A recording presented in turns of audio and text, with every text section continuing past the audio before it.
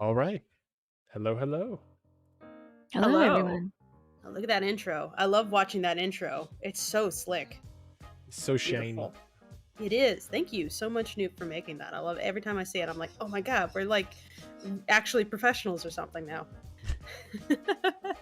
Hello, everybody.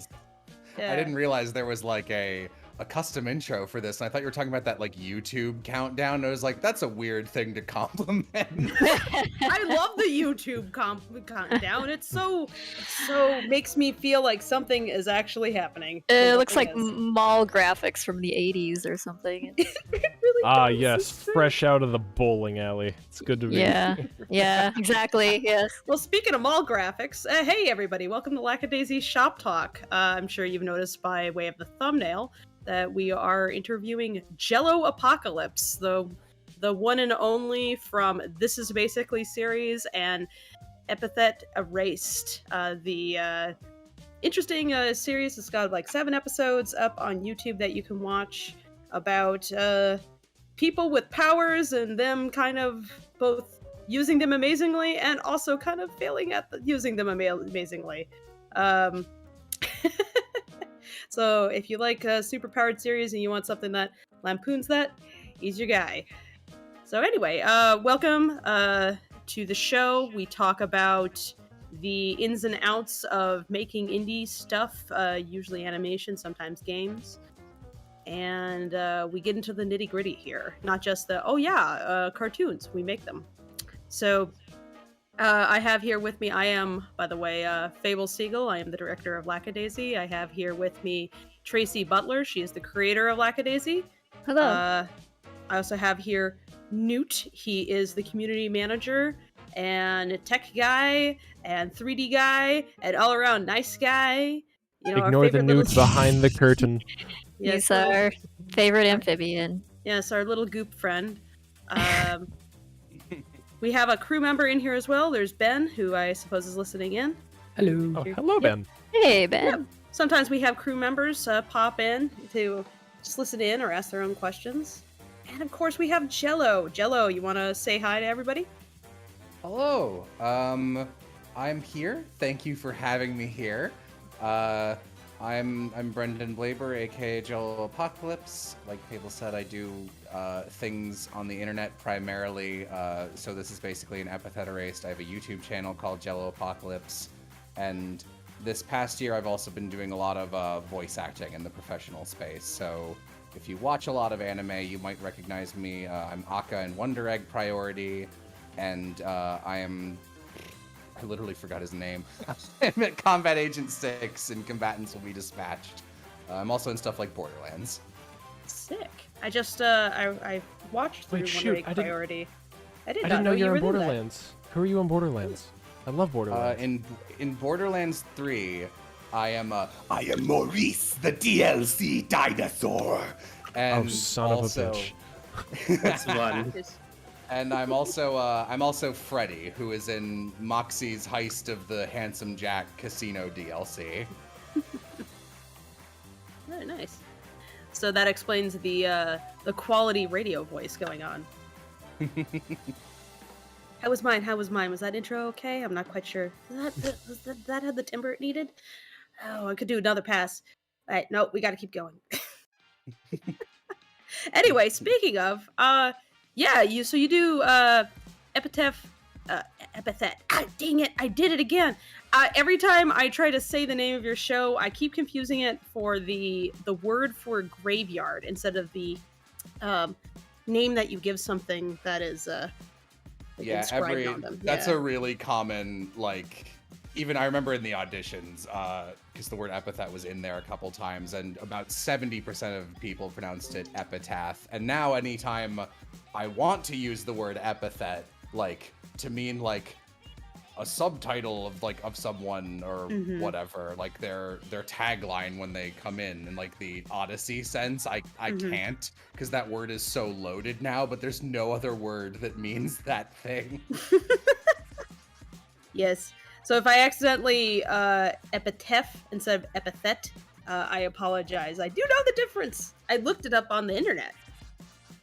So now I've been educated. But yeah, no, I thought that was an interesting way of describing basically this world's version of mutant powers or quirks or whatever you want to have it. So, yeah. Yeah, also, hello, I'm back. I just blue screened, and I don't know if I did it discreetly or not.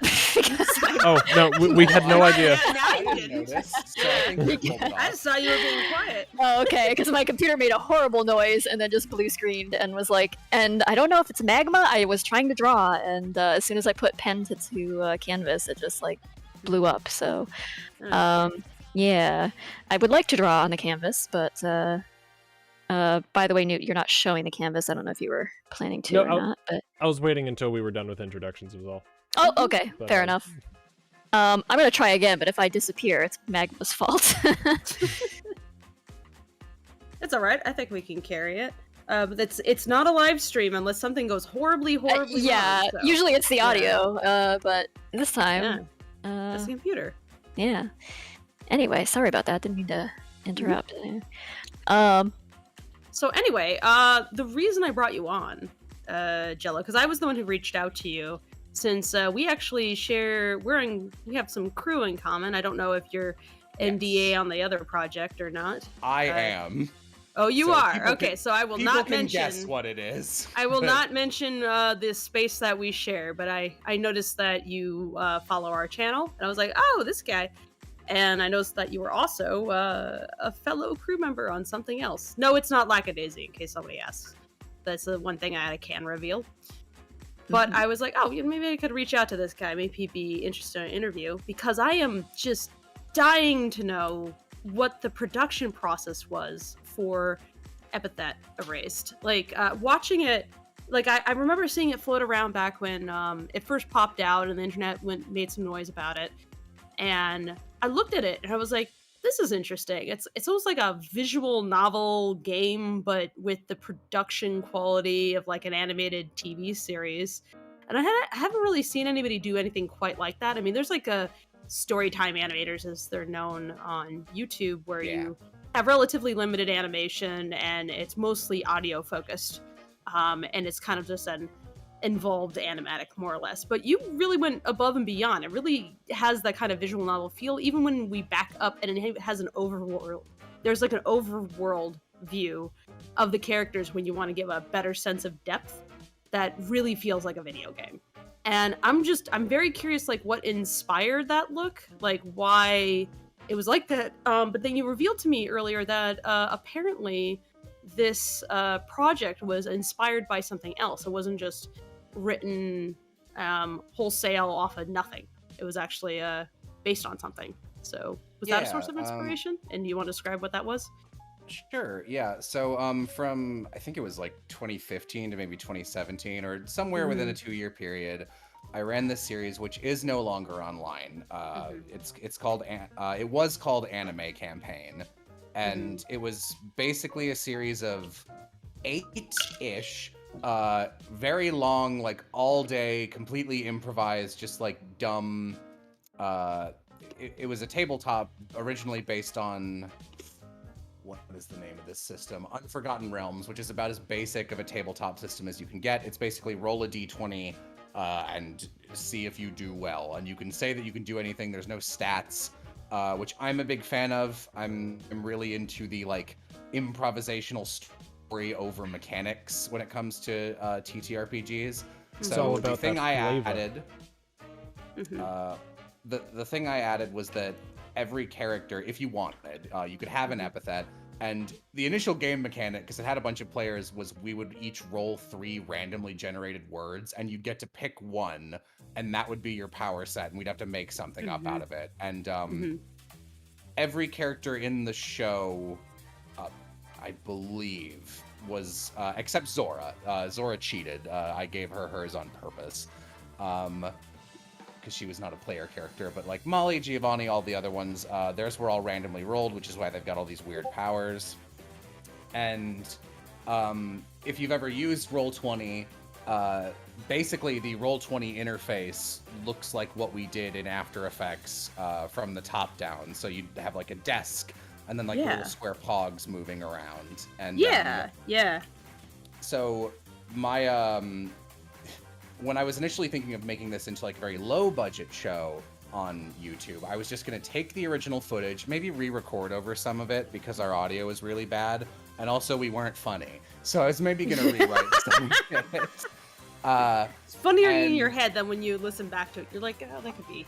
Like, I don't blame us. We were improvising for 8 hours, so there was like barely an overarching plot. It was basically an excuse to do like, this month it's a beach episode, and this month it's like a tournament arc, and then I had to like be like, I don't know, here's some excuse for what the main story is.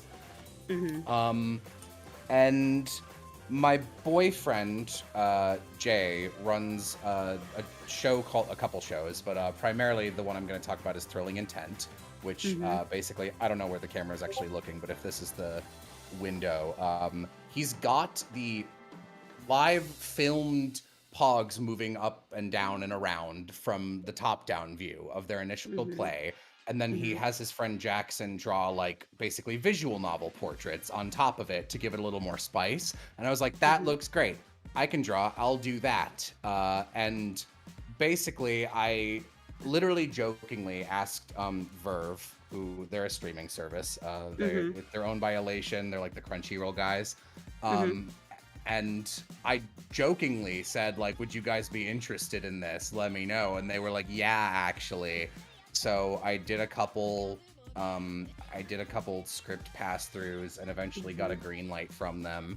And a big part of the early section was trying to figure out how much of this needed to be in-universe narrated. Because for people who haven't seen Epithet, like, it really is like a visual novel, but the characters can move around a little bit more, and we try and like fake animation out of it. Yeah, it's actually fairly well done. I mean, like, you get a lot of mileage out of just like throwing around a bunch of dolls, basically. It's like, it feels like they're being shaken by their legs, and that's very entertaining. Yeah, we were really trying to go for like a paper puppet in front of a stage look. And there are some moments where it's just like, okay, do I spend another, X $100 on a new pose for this character, which takes time and we have so much to do, or do I just have them narrate this action? So it'll be like, oh, I'm Giovanni and I'm talking and here's some dialogue, and then it'll be like, Giovanni crouches down and steam builds at his feet. So it like, half of it is audiobook narration. And then the rest of it is like tabletop video game and visual novel all smashed together in whatever way was the cheapest. And it's funny, if you look anywhere where I've posted the like, here's more or less how much money we spent on this project, you can see people who have no idea how much anything costs going, wow, that's so much money, and people who have done anything in this sphere, like, how did you do that with that much money? That's what I would be saying. It's actually really quite incredible how much content you were able to create, given what you said you spent. Yeah, it was just like, wow, you guys eked a lot out of what you had, and so I'm always impressed when I see a production that really is like, okay, so there's limitations to this stuff, and so you go, okay, how do I pump the most bang for my buck? And it's like, is it worth it to animate everything? In this case, no. You gotta like churn these things out, and there's only so much time and budget. So what can we pump that into? And it's like, audio is a good thing to invest in, like really cool looking art, like a solid composition. And every so often you guys have your version of the Sakuga where suddenly it is animated, which is neat. It's always like, oh, that's a special moment. You mentioned the audio being high quality, and that was like absolutely intentional, because I knew that I'm the kind of person, I wish this wasn't true, but like I'm the kind of person who, if I see a project that has like the most gorgeous animation and a beautiful soundtrack and then like mediocre writing, I don't feel like, well, I can't separate those things. I just feel awful, and I'm just like, oh, they wasted the animation and the music. And I know that feeling. So I was like, all of this needs to be really good, and if only one thing can be good, because originally I actually asked for less than Verve gave me, to be honest, because I thought it would be smaller. And my contact with them was pretty nice, though he ended up moving on from the project pretty quickly. I was like, if I can only use money on one thing, I need to, we recorded it at Sound Cadence Studios in Texas, and I was like, I need this to be really, really good. And I was like, this is an insanely weird thing to pitch without, like, any visuals to be like, here's what I'm doing. And even if I had the visuals, it's still a pretty weird pitch. So I was like, we're gonna, I offered a pretty unbelievably bonkers rate for the actors, which was $250 an hour, 4-hour minimum, which is a lot. Wow. Would not recommend doing that if you need to hire a voice actor. Yeah, we have a pretty good rate. I'm just like, yo, you gave them like a lot, like $1,000 per yeah, sitting. you did. Yeah, you must have gotten like a lot per person then. It wasn't a union project either. Yeah. Like I just knew that I needed people to audition, and and like everyone I got delivered. It's easily the best cast I've ever worked with. But like at the same time, again, had to be saving budget. So like Kyle Ignacy, who does an amazing job as Giovanni, only had 2 sessions for the whole show, which is very little. And we did like, yeah. Got a lot out of him. Wow. That guy is best boy. He's incredible. Please hire Kyle Ignacy for your projects. He's incredible. That's a message to everyone in the world. He deserves more work.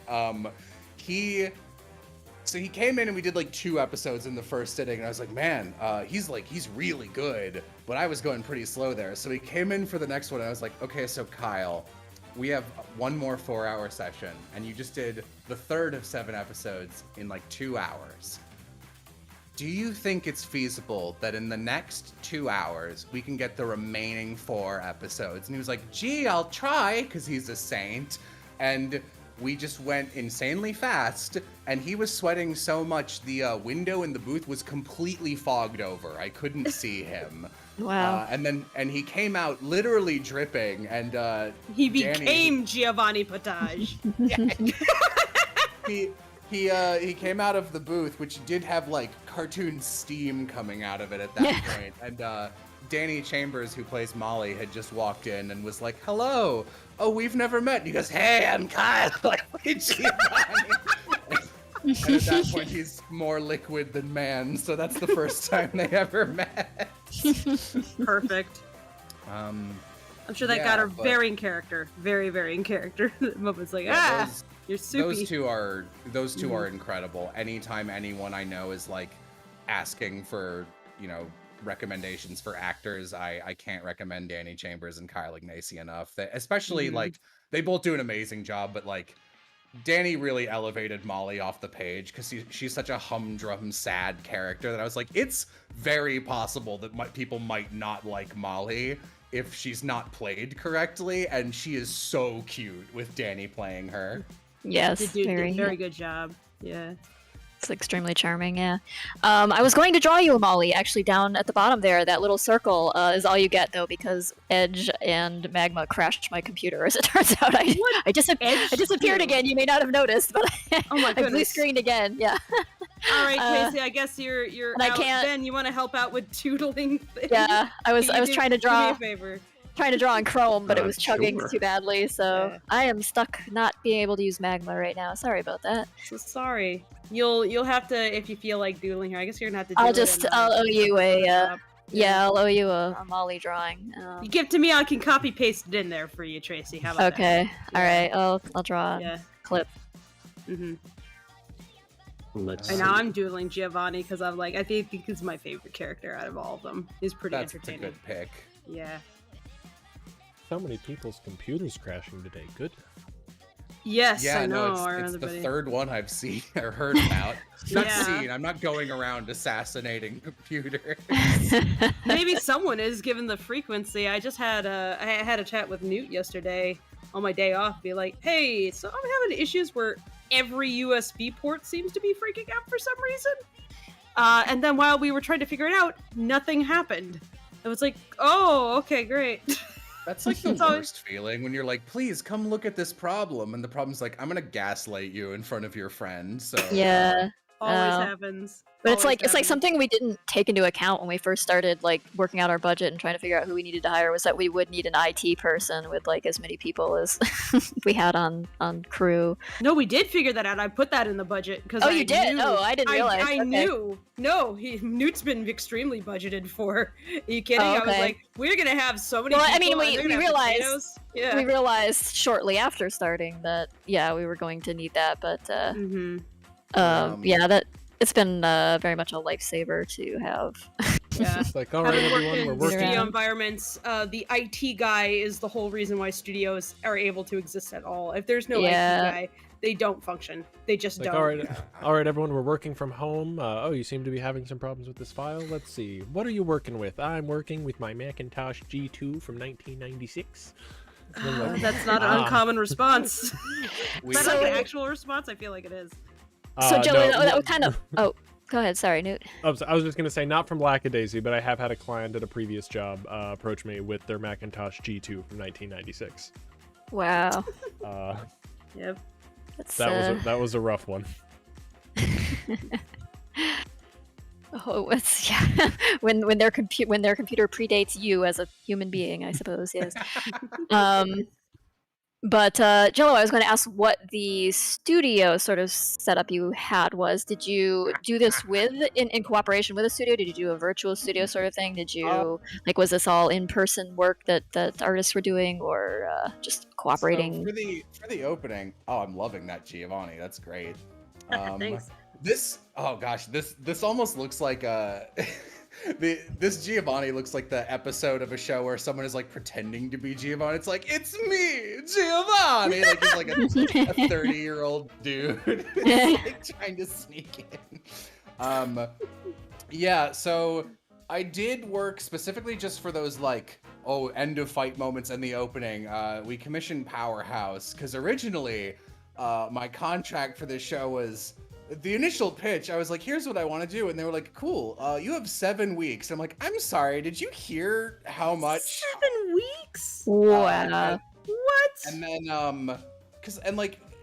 it was clearly like they literally didn't know how long any of that would take. And I was like, no, I'm going to need like 5 months at minimum. And like, even that's going to be a crunch. And essentially I managed to like, get 11 weeks as a slight extension, and it was like, okay, it took 3 weeks to get that extension, so I feel like the longer I put this off, I might not get any money, so I made the dumb decision to go for it, which was the wrong decision. Don't do that until you're cool with a contract. And the rest of the show, I was basically risky. Fighting. No, it was not a good idea. The rest of the show, I was fighting really hard for extensions, and I got 2 major ones, and we needed them both.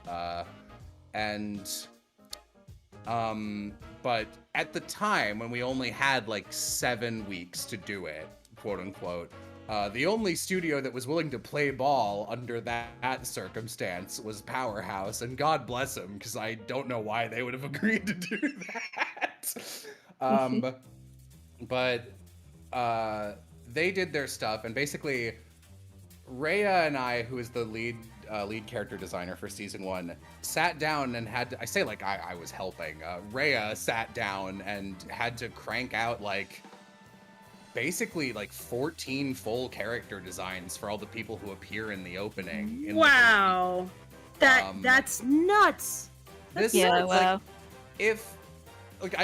I'm hoping that what people get from listening to this is hopefully some tips to save budget and what we did, but also like a lot of what not to do's and what should not be happening in a project. And if you see these things, you'll be like, hey, is everything okay? Oh God, no, that's absolutely true. Just being on this project, it's gone about as smoothly as it could, given the circumstances, and I'm still sitting here going like, there's things I would do differently. Oh yeah. There's several things I would do differently to save myself some mental taxing, and just, it's hard to account for the world ending though. I gotta say, that's a little tough. We did narrowly miss that one. Yeah, can't recommend making a cartoon in the middle of apocalypse. We launched our Kickstarter like on the day everything went into lockdown. It was, and the economy crashed too that same day. It was, or like the stock market crashed badly. Yeah, because everybody's like running around their hair on fire, like, hey guys, do you in want a historic way, or like, hey, we're Uh, making a cartoon. You want to give us some money, or oh, I, you're like, yeah. I think go ahead. Sorry, Yeah. I was gonna say my series wrapped in December, and then I got sick for a month, which is very unsurprising given how much I was working and for how long. And afterwards, I was like, "Don't worry, guys, we'll have like a fun little cast wrap party at Sound Cadence and put a bow on it. I've even got some merch to give you guys now." March happened, so I finally got to go to Sound Cadence last week. Wow. So it's been a while. Yeah, we're thinking about what we're gonna do for our crew, because by the time we wrap, like, I guess our crew's basically all vaccinated, but not all of them could come, even if they, plague notwithstanding. We've got people like all over the world. Yeah, it's a lot of traveling. We've got every continent, but for Antarctica's basically represented. So it is a very broad crew. They're awesome.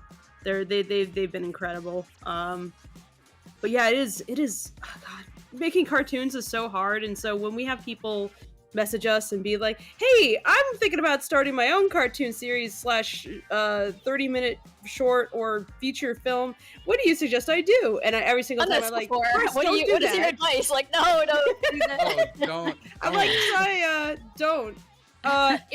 If I describe to you the hell that you will likely go through, and you're like, yeah, I'm still about that, go right ahead. Then you are the person who can make a cartoon. But if that actually warns you off, yeah, if the mere words warn you off, then it's probably you don't want to do it. But I will say to everybody, I'm like, if you want to get an idea of what it might be like, start with something short, like 30 seconds. If you can complete a 30-second short, you can make another 30-second short, and it will be easier the second time around. Don't start with 30 minutes, 90 minutes, an entire series. Just don't do that to yourself. You will... Yeah, you'll learn some things, but they might not be the lessons you want to learn. I would prefer that you're actually able to make something in the end. Like so again, under NDA, but like the thing we are involved with. I was looking around in that server, I was like, wow, look how look at all the experience you guys have and how well you're doing this. This is crazy. I feel like a little kid wandering around in a diaper, and the rest of you guys are just like, okay, we're doing our work. It's just like, wow. Oh, you've got like a pipeline and sub-managers and stuff is happening, and look at how pretty all this is. Yeah.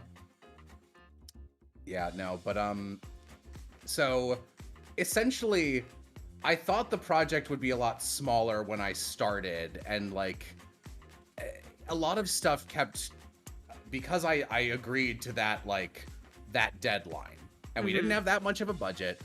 I had to keep making oh, well, that's fine. I'll just do the initial plan, because I thought it would be fairly easy to do this, and I thought I'd have the time, which I did not, was that Rhea would do the portraits and I would just do the animation, and it would be a lot simpler than it was. And then yeah, it was bad.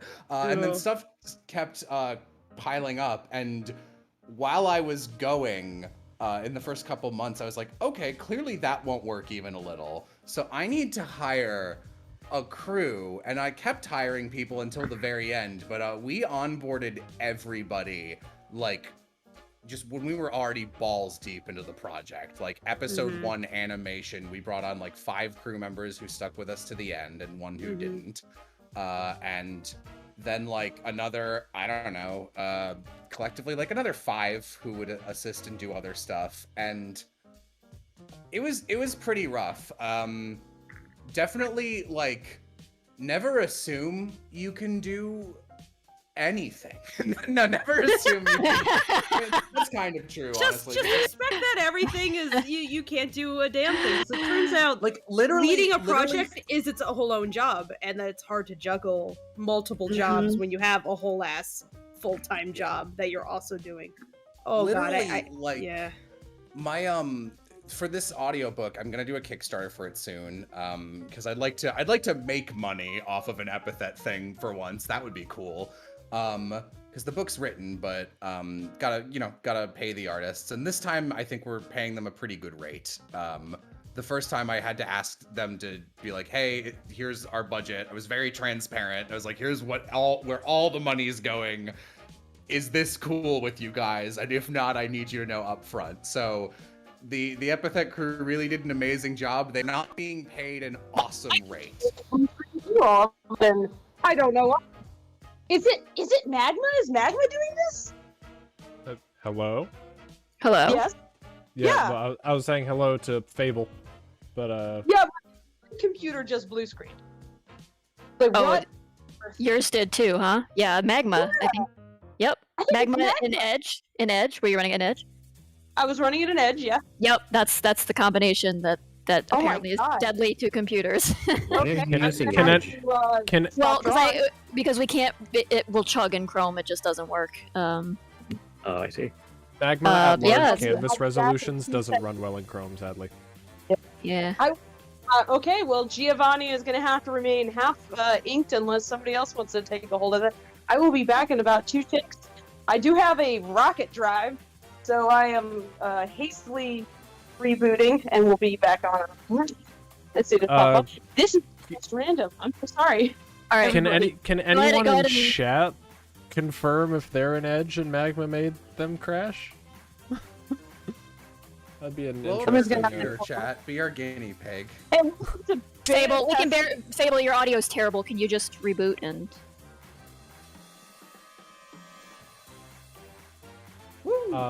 Let's see.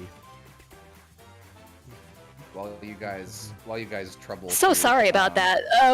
We never have a episode where there isn't some kind of audio disaster or technical problem. Because we're talking about epithet arrays. It's- There we go. Welcome back on. All right, thanks, Wow. Fable. Sorry about that. Sorry, everyone. Welcome to multi-blue BSODs during your live Yeah. stream. Can you top that? Always great. So we've used Magma many times before during these things and never have had this problem. I think it seems to have updated from what I was seeing of the interface. Like something happened. It's been updated. I think maybe they broke it. So Yeah. Must have well, been. we'll sort that out. I'm Anyway. I'm glaring at my computer right now, like, try me. Yeah. What I was trying to lead to with that, like, oh, I wish I could have like paid people and like bad, stuff happens, like magma explodes on you. While I'm setting up the budget for this Kickstarter, I'm gonna include like a small fee, and if I ever do a season 2, which is not super likely, I'm gonna just include an extra fee when I'm budgeting it. That's just called the oops fee, which is just like we're just gonna add a whole like extra 15 to 20% onto that budget because there's gonna be delays and disasters. Yes. And Yep. Yeah. Never Un- actually budget with the money. Don't assume that all the money you have is all you're gonna need. You need oops budget. You definitely Yeah. need budget. Yeah. Yeah, for hard numbers references, because luckily I own all of Epithet and can contractually talk about this stuff, which is pretty rare. Sick. I love it. Yeah. I love it. I love it. That's it's, great. Yeah. This is the purpose of Shop Talk is education for everybody else, including the problems. Those are actually really important to learn from. Go ahead. Definitely.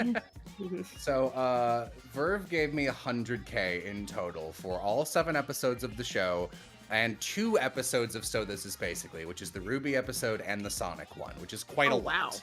Oh wow. But like, I'd never done anything, so that's a lot of money. And originally it was just going to be a thrilling, intense styled, basically a visual novel.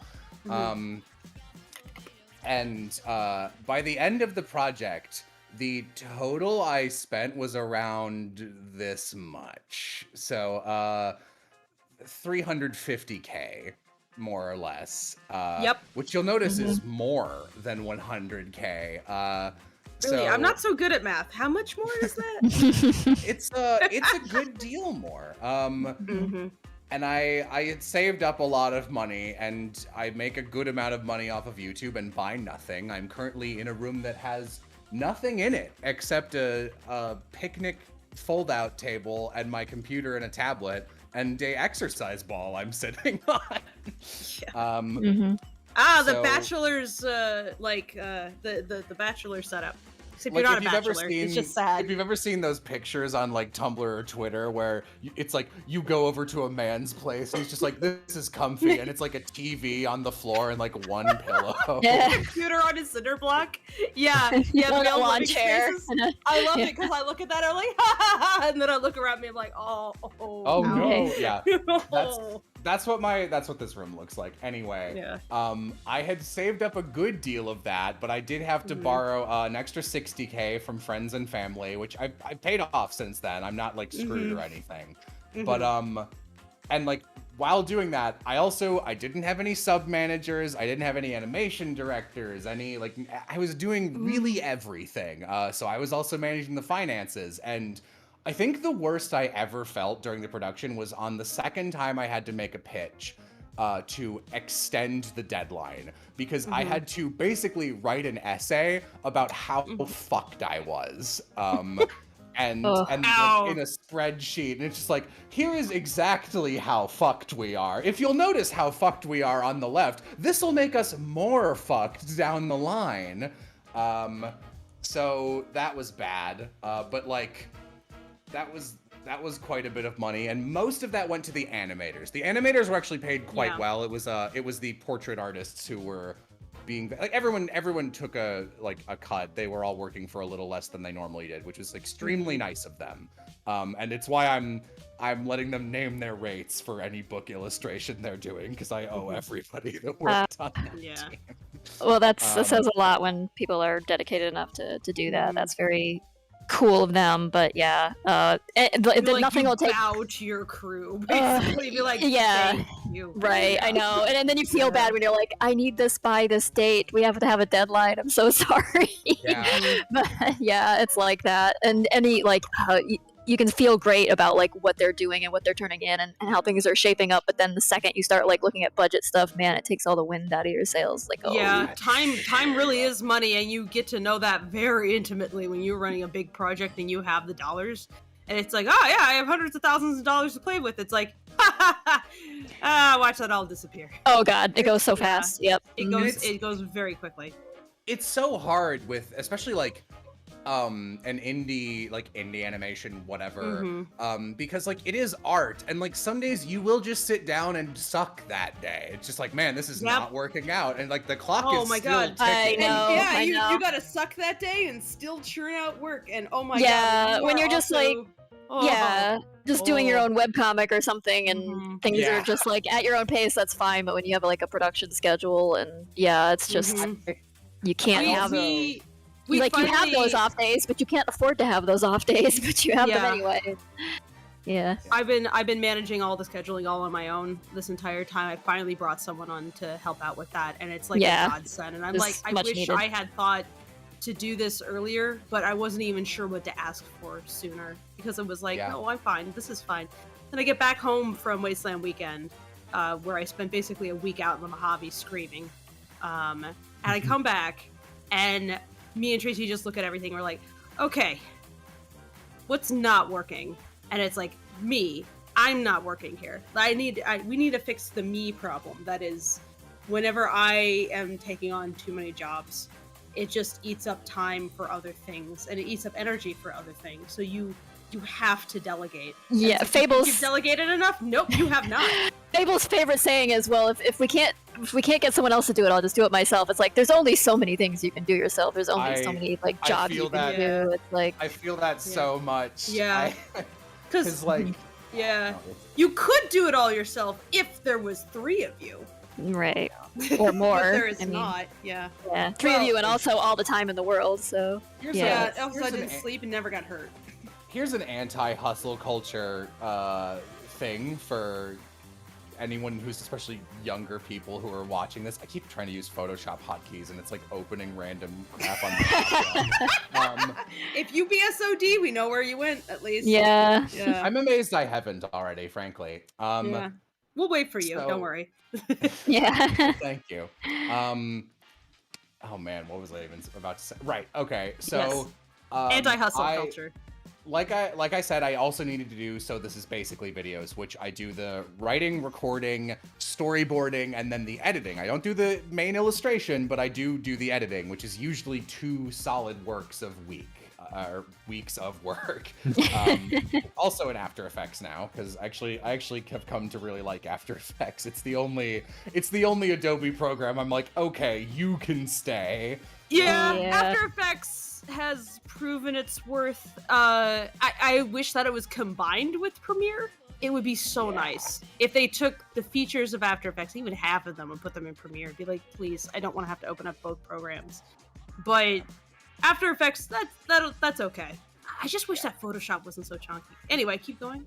Yeah, Photoshop has problems, and I've been using Photoshop, but man, does it have fucking problems. Yep. Anyway, starting at it was like 2 weeks before San Japan 2019, which was like literally September 1st.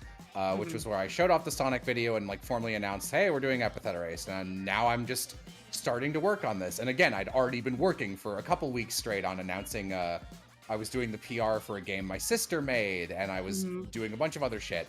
From then until December 22nd, I was basically working every day from 10 a.m. to midnight, nonstop.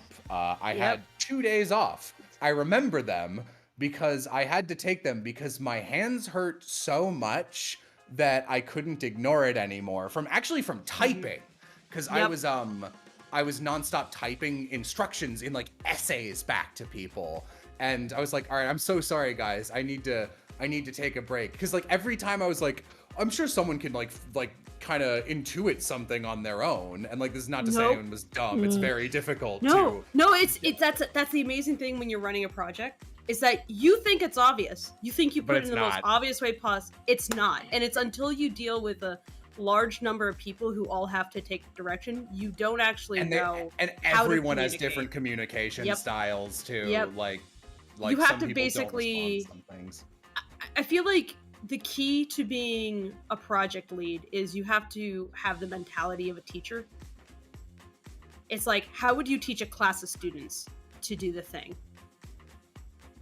And then if you think, and like any teacher is like, every time they like sit down, they like have to formulate a lesson plan.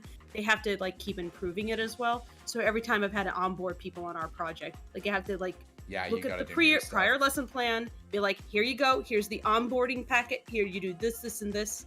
And you try to get better and better and better about onboarding people, because you really don't want to like lose them down the line because you messed up with your instructions at some point. You want to make everything. And then like anytime clear. you find that like something isn't working in your pipeline, it's like, oh, I better like, right, I'll remember that next time, but like you didn't update your packet or whatever. It's like, crap, that person never learned they needed to save it as that kind of file or whatever. It all adds up. Oh god, yeah, it's tiny things, tiny little things that are why production assistants are the lifeblood of the film industry in general. So hey, if anybody has been paying attention to the whole Ayatse noise going on, this is why. those little people, those are how things get made. Honestly, strange analog that I can add to this, to the onboarding discussion, is activation of your clients or your employees is key first day. Setting expectations, instructions, and attitude is key to doing first day, to keeping people involved. And I know that because that's something that I do in our and other fan communities, is activation of users on their first day of involvement, is setting personal expectations and involvement and so on and so forth. But but it's just an interesting analog, like personalizing it for someone when they hit the floor, so they hit the ground running. Yeah, especially if you're talking about a team of freelancers, where people have a limited amount of time and they have a limited amount of energy, and so you might only get like 1 or 2 shots out of them at best. That might be all you get. It's at least like 1 or 2 shots that you have to give to somebody else, but yeah, you have to keep that in mind, and you have to like get them onto their stuff ASAP so that they can do it. And looping backwards a little bit. So typing nonstop to all these people because I was doing the work of like 3 different managers, and I was storyboarding, which bad. And at the end of all of that shit, I was like, oh man, I really need to take a day off. My hands hurt a lot. They're at like a pretty consistent 7 in pain.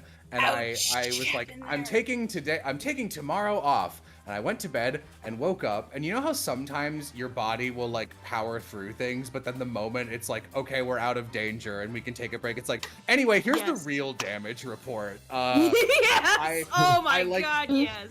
Yes. Couldn't move my hands at all. Like I could, but they would be in like sharp shooting pain. I was like, oh wow, I think if I keep doing this, I'm gonna break my hands forever, and then I'm really screwed. Yeah. Oh my god. Yep. Yes. Yeah. This is throughout this project, it's been a gradual like.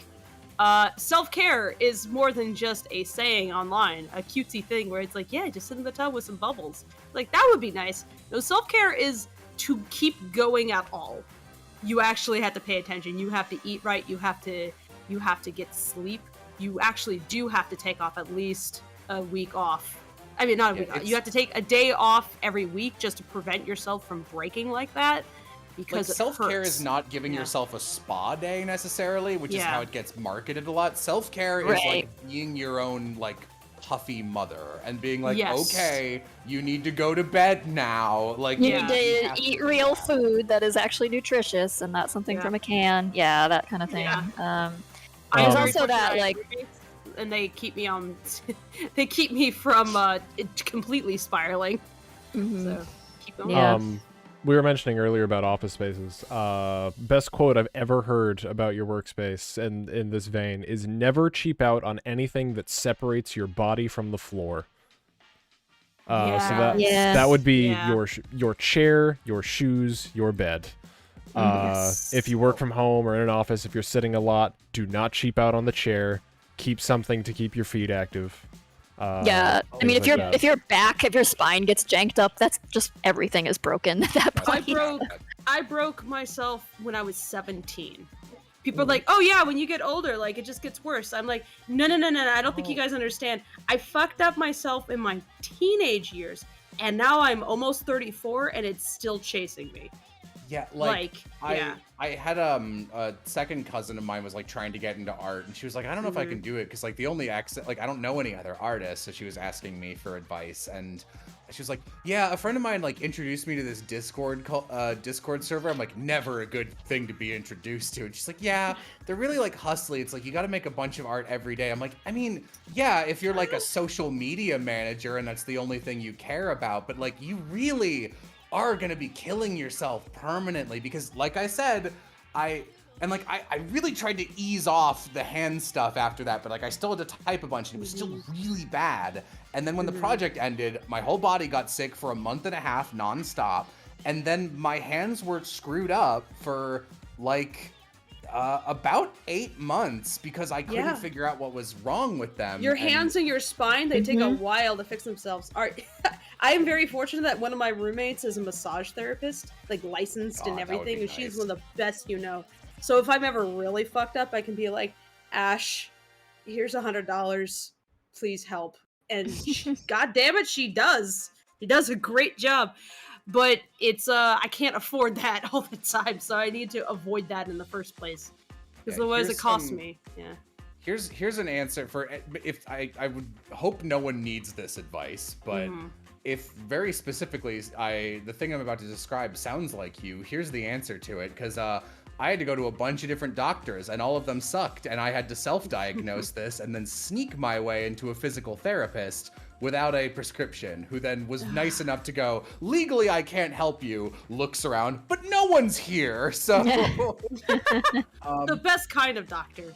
Yes, literally the only legal kind of doctor.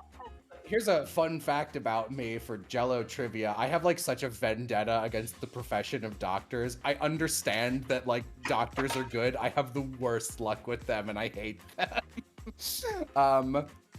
But okay, so I had carpal tunnel, but on top of that, the thing that really wouldn't go away, and I don't know who's like screen sharing, but I'm drawing this underneath the Molly, next to the Giovanni. that would be I had rude. Yeah. Oh, you're drawing I a hand. had I see.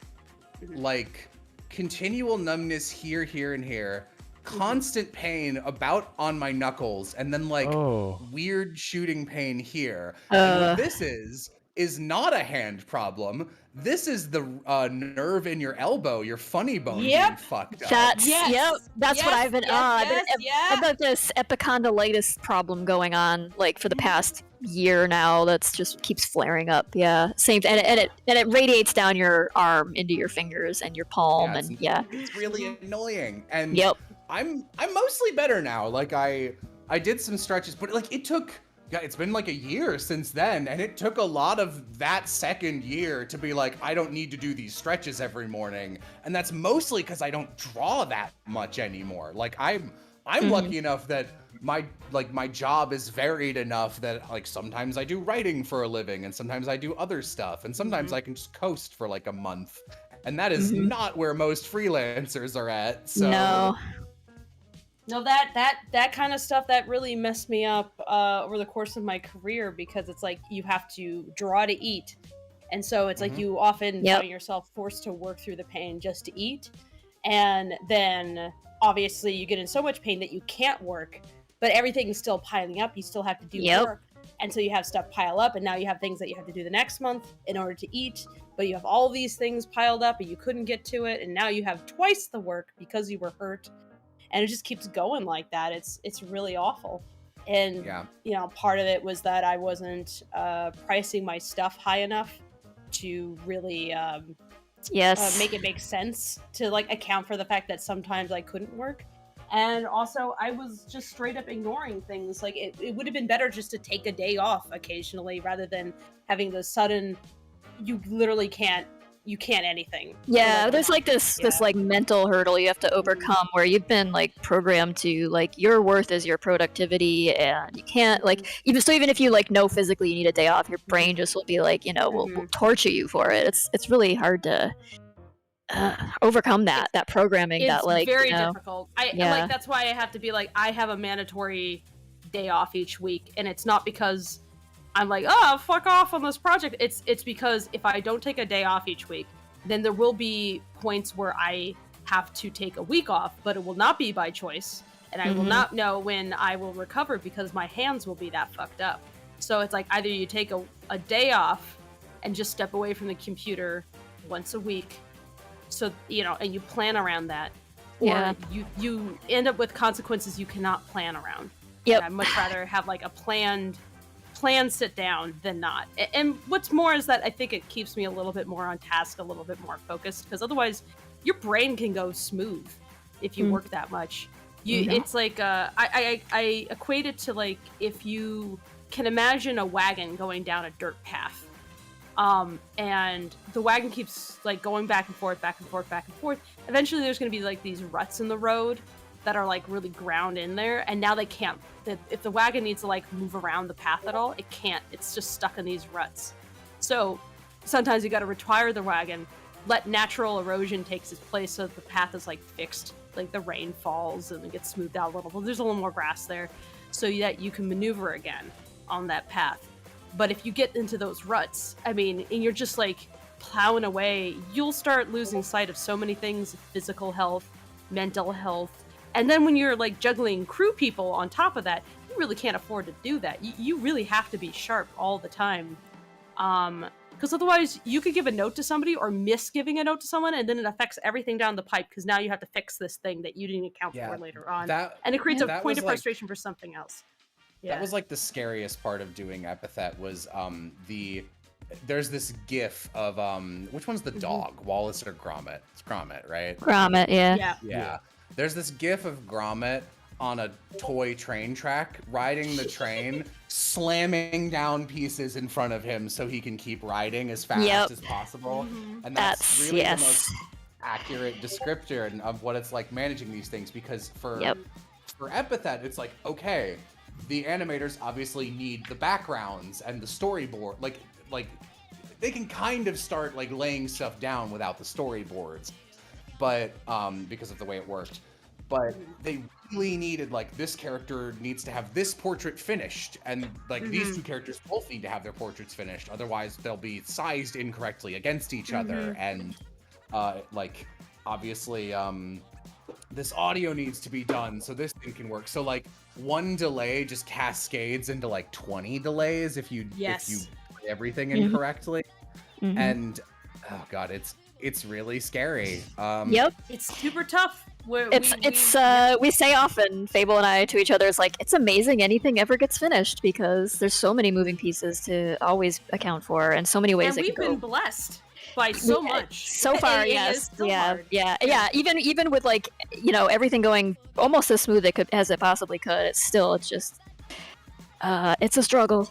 It's a lot. Yeah. It's a lot. And it's like you definitely learn a lot. So it's like that's why I'm not really shy about sharing the problems. It's like if there's something where I'm like, here's an issue I've run into, I will share this with people so that they know to watch out for that thing in the future. 'Cause very likely Yeah, you might, things. Yeah, cautionary tales, but also like things to watch out for. But also, I think reassuring in a way that like other people doing big project things run into the exact same kind of troubles. It's like, oh, okay, we don't just not have that happen. We're just familiar with how to handle it when it does happen. Our problems aren't special. They're actually very mundane in this kind of like thing that people try to do, but it doesn't make the problem go away, but it's at least like, well, I haven't fucked up so badly that no one's ever heard of this issue before, you know. But yeah, that's why I think it's also really valuable when you work on projects like this to be able to reach out to and talk to other people doing similar stuff. If you can find other people and like find out how are you doing, how have you handled this, if you're able to, if you have some prior experience and people to talk to, it helps a lot. Right. Because it can be very, very lonely otherwise. Yeah, exactly. It's isolating in a weird way, even when you're working with a big team of people. Especially if you're kind of like at the forefront of it and you feel like it's kind of all on your shoulders if something goes really badly awry. But at the same time, it's like, I think good to talk about because it's like, because it can be overcome, and that's like the biggest lesson take out of it. Yeah, it's like it can be inspiring in that way because it's like I can get through this, so I will, you know. And instead of just going like everything's fucked because this one part of the pipeline had like a sticky point, you know. I've felt that many times before. Just sitting there going like, this can't move forward until this thing gets done, and I'm certain I'm upsetting people, and what do I do? And you know, and you just sit there and you're just like mired in bad feels. But like then you chat with other people and you realize that, you know, all these things are actually very fixable. It's just a problem like any other, and if you're too shy about problem solving, I mean, this is definitely not the field for you because all it is problem it's all solving. problems. It's all problem solving. So if you don't enjoy like fixing problems to an extent, you're gonna have a hard time, or at least maybe you should not be a director. Don't be a project lead then. Yeah.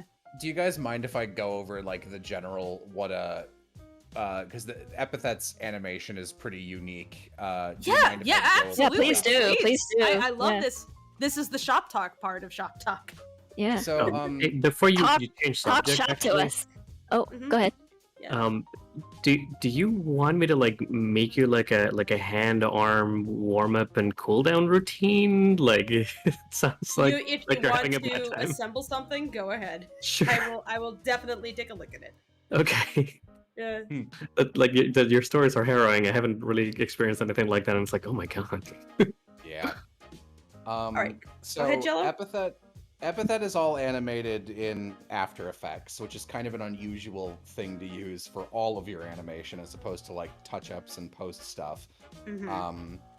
So basically, why we picked After Effects is because After Effects has a really good oh god, what's the term for it? It's like nesting in other programs. It's got comps and pre-comps. Yeah, the compositions. Yeah. So say you've got this handsome Giovanni and this adorable Molly in the upper right corner, which I love that you guys drew these. These are excellent. Sorry I can't finish lining him, but I don't want to risk my computer It's dying fine. again. The energy is already there, and that's the most important part.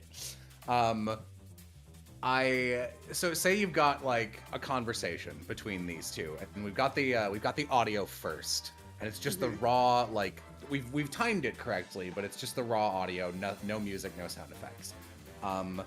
Giovanni would say like, oh, here's my thing of dialogue, and then I get really angry, and then I think I'm cool. So you got 3 portraits there, bare minimum. That's like normal talking portrait, really big, loud portrait, and then this last one that's like, I think I'm cool, where he's doing his thumbs at himself. So you open a pre-comp in After Effects, which is basically just like any composition. Think of it like its own video file if you've never used the program. And you time, the animators would like spend a day or 2 usually going in and timing about what they expect is going to be needed. If they, usually I would do these in the storyboards for the show were weird too. I would actually just open Photoshop and like literally move the finished portraits around and then be like, how do we frame this? And a lot of it was tricks of like, we have 1 background. We have exactly 1 background for each room. So like, I ended up getting really clever with it. Like in, you can especially see it in the Zora fight. There's so many cheats all over that one. But in, like, there's this one scene in the museum where Giovanni and Molly are on like, Indus has captured them and they're behind like a barrier. And that's like the basic thing. You can always see that area that is used as the prison. And that's a really big background. So there's like one dinosaur on the right, way off to the side, and one on the left. And then like this area between 2 bathrooms in a nook. And that's the prison. And I was like, there's the last shot in this scene, or in like a later scene, is Giovanni's pile of minions. And the joke is that Giovanni's like putting his hand to the glass like a maiden looking out to sea. And he's like, I will come back for you, my boys. And I was like, I can't do that because we only have the shot looking at where the boys are, and that won't look good. So I was like, so far, this very far part of this background has never been shown on screen. So I'll just flip that, blur it such and such way, do a color overlay. And I noticed that. I was like, oh, you cheeky shit. I sure was a cheeky shit. And like, storyboarding that whole process turned into ways to like teleport around a room, so you'd be like zoomed way into the back, and then like, you know, it would cut to someone else talking, and then suddenly the characters would be in a new spot. So all of the cheats are, we need to get these 2 characters next to each other, but there's no good way to do that won't look ugly, so we need an excuse to get them off screen, and it's like all figuring out stuff like that. So my job was figuring that out. Then the animators would take their first day and map all the different portraits to the audio. And at one point I remember the my verb contact being like, is there going to be lip sync? And I was like, no, there will not. I don't want more pain, thank you. Yeah, no, that would have been beyond impossible. And then once you've got Giovanni there, in his 3 portraits, then you can move him into the main comp that you're animating off of. So this one's got the background and the other characters and their pre-comps. And that way, if for whatever reason I look at the scene and I go, I don't like that Giovanni pointing at himself portrait there. I don't think it works for the scene, or like it's off for some reason. Please switch it to this portrait. That way the animator doesn't, if they've already animated his pre-comp bouncing around to the audio, they can swap in the portrait without reanimating any of it. Yeah. Because, it'll slide right in. And we only had like a bank of a certain amount of, I actually at the very start, just had to guess what we would need. And I would go through the entire episode and listen to it a couple times and write down like, Giovanni is upset in this specific way here. He has to point at someone because of this piece of dialogue. How many times can I milk this pointing animation? Like, what else can this be? And I would like write a list of like 50 things I would get if I had $1 million and 1,000,000 years to make this show. And then I did, I was like, okay, now I'm gonna knock this down to 12 portraits, and I'll make each of them, like, it can be 3 things if you use it a certain way. And then, like, this one won't work no matter what. But if I get one of the portrait artists to take a fist from this other thing and, like, replace it with his, like, put that on top of his pointer finger, that can now be a fist bump or something. And, like, small edits, so people didn't have to redraw everything. So, at the end of every episode, it was just, like, a cavalcade of, the animators would be working and all the portrait artists would just be like at the ready, and they'd be like, yo, I need Giovanni's eyes to be bugging out in this shot, and we don't have a portrait like that. Can someone make one for me? And someone else would be like, got it. And they would just do that. And then at the end of every week, I'd just be like, honor system, tell me what you did, and I'll pay you for it. Fair. And it worked pretty well. It was such a nice crew, because again, I did have to hire everyone on the fly while working and managing everything. I think in total it was like 30-something people, and only like 2 of them ended up being problems or had to drop the project for one reason or another. And that's pretty good for barely being able to vet anybody. That's fantastic. Yeah. Oh, that must have been an interesting experience for all of them. Also, just to sit here and like somebody give you the asset. It's like, I need this asset, and just waiting around, seeing what else you can do at the same time. So if they were waiting around for the asset, did they have other stuff they could work on while they were waiting? Yeah, typically the portrait artists were working 2 to 3 episodes ahead. So when we finished, God, like the most terrifying part of the show was making the transition from episode 4 to episode 5, because episodes 1 through 4 are all in one location, and then episodes 5 through 7 have a mostly different cast and a completely different locale. So almost nothing we had before was usable anymore. So I was just doing my best to be like, you guys need to be working on these new characters, please get them done. And like sometimes they wouldn't be, and I'd have to like, assign people to different things. And I guess real quick, before we go off of the After Effects talk, someone on Patreon asks me what the process was, and I like wrote it down in depth, and I saw they messaged me and they made it pretty good looking. Like it was lengthy. It was like an 18-minute episode or something. And they were like, yeah, I made this, and I feel like I'm doing it wrong because it just takes such a long time. I was like, how long does it take? And she described it. I was like, nope, you're doing it. That's just how it is. Yeah. I'm sorry. It really doesn't take that long. Yes. Again, it's amazing anything gets made ever. It's like, it's one thing I love about this medium, is also why it's frustrating, is that you need a lot of people all working together, and they all kind of have to be like on the same page essentially to get the thing done. And that's really, really difficult. But the fact that we're able to do it at all is like, that's remarkable. That's just freaking remarkable. It's like, we're all these little worker bees. We can make a honey, I guess. Oh, also, or a bunch of ants. We're gonna dissect a corpse together. Oh yeah. If anyone is considering like, oh, After Effects, like that pre-comp thing sounds interesting, I will fully warn you, I don't know. Again, I'm not an animator. I'm just not. I don't know a lot about most programs. I do know one thing about After Effects. It will take a goddamn year to render. So be ready for that.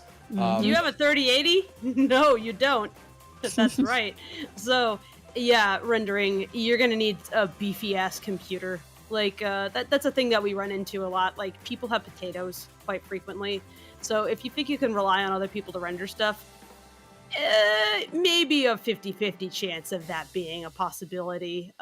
So you'll want like a good device on your end as well, because you might find that you're picking up the slack on the rendering, or you're gonna have to like make sure you have a few other people who are able to pick up the slack on rendering. Like, it's rough. Just for reference, this happened a couple times, unfortunately, because some of our animators didn't have great computers. And I'm surprised mine worked as well as it did, because I work off a laptop, and I was one of the faster renderers by a significant margin. And so how we would like, an episode would be like maybe 20 minutes, and like 4 different animators would each have 4 different 4-minute segments, and then maybe like the last 2 would have 2 2-minute segments, and that would be their part of the episode. And then each of those would need to be rendered, and we'd render them a bunch of times in like shit quality, and then I'd look over them and be like, change this, the timing's wrong, blah blah blah. And then once they were finalized, we'd send them to our lead editor, who would stitch them all together in a final episode and render that. And our final episode, how about you guys guess how much time was left from the moment we got our submission in to the moment that it was like the hard deadline, it won't even go up. 10 minutes. I'm But guessing 10 down to the 10 wire. Like 10 minutes before you submitted it. You're pretty close. It's 30. So Oh wow, yeah, you did better than I thought. Good yeah, job. we almost didn't. So here's the thing about After Effects. If it, say you're rendering a thing and your computer's not good and you're rendering a 4-minute clip, and these need to be like high quality, because they're going on a streaming site that commissioned them. So these are very, very large files. And say you've got a 4-minute clip and it takes, I don't know, 6 hours to render it, because it might. You need just a whole fucking day to render that. And multiple times we'd be like, we're going great. Everyone's where they need to be. And someone would be like, mine crashed. I have nothing now. Time to start over. And suddenly you're 5 hours behind now. And the final episode, which was just I can't believe we finished the last episode on time. It is unreal how we pulled that off. Because the very end, we just called every single animator in, and we were all animating in like a big call, and it's like, oh, is anyone dead? Are we all still out there? And people who had bad computers had to like export the After Effects files and all of their like sub files and give them to people with good computers, and it'd be like, okay, you can't render this 4-minute clip. You just render the first 30 seconds. I'll render the next 30 seconds. The person C renders the third 30 seconds, and it went like that. Oh my god. And, Wow. Remarkable baton pass rendering. Oh my god. That's and amazing. I remember probably like just the moment that encapsulated the end game of Epitheta Race was one of our animators who had done honestly the hardest shot. He was animating his thing, or he'd finished, and just like came back. I think his was rendered, like he was done. And he was like, yeah, I'll stay up and help render. And we also had an international crew. A lot of our animators were from the Netherlands specifically, which is kind of interesting. A lot of them were guys who worked on Death Battle. And so they were up really late, or really early, I guess, and they were helping. And then one of them suddenly was like, yeah, I'll take on some work. And then he like dropped from the call, and he texted through his phone on Discord. He's like, well, guess whose power just went out? Good luck, everyone, with the end of the show. Oh god. Okay, so take all those issues now. Add on top of that, what if a plague was happening? Yeah. Oh, Just unbelievable. yeah. Oh my god. I am impressed. I clap for the yes. This all sounds shockingly normal. Also, it's like and yet you think about it. You think about it. You're like, how would I do this differently? Because if you were asked to do it all over again, it would go a little bit smoother. You'd still run into similar issues probably, but you would also know how to deal with them a lot faster. You would anticipate like exactly what was going to fuck up down the line and in what way. You would know like, okay, this is what I got to do to avoid this choke point. You know, this is if this is going to be a render issue, I know I have to have people on the side here, and that's their whole job is just render crap, things like that. You know, just just like there were so many little jobs I didn't anticipate even needing, because if you legally want something to go up on a streaming site in America, it needs subtitles. It legally cannot be anywhere unless you have closed captions.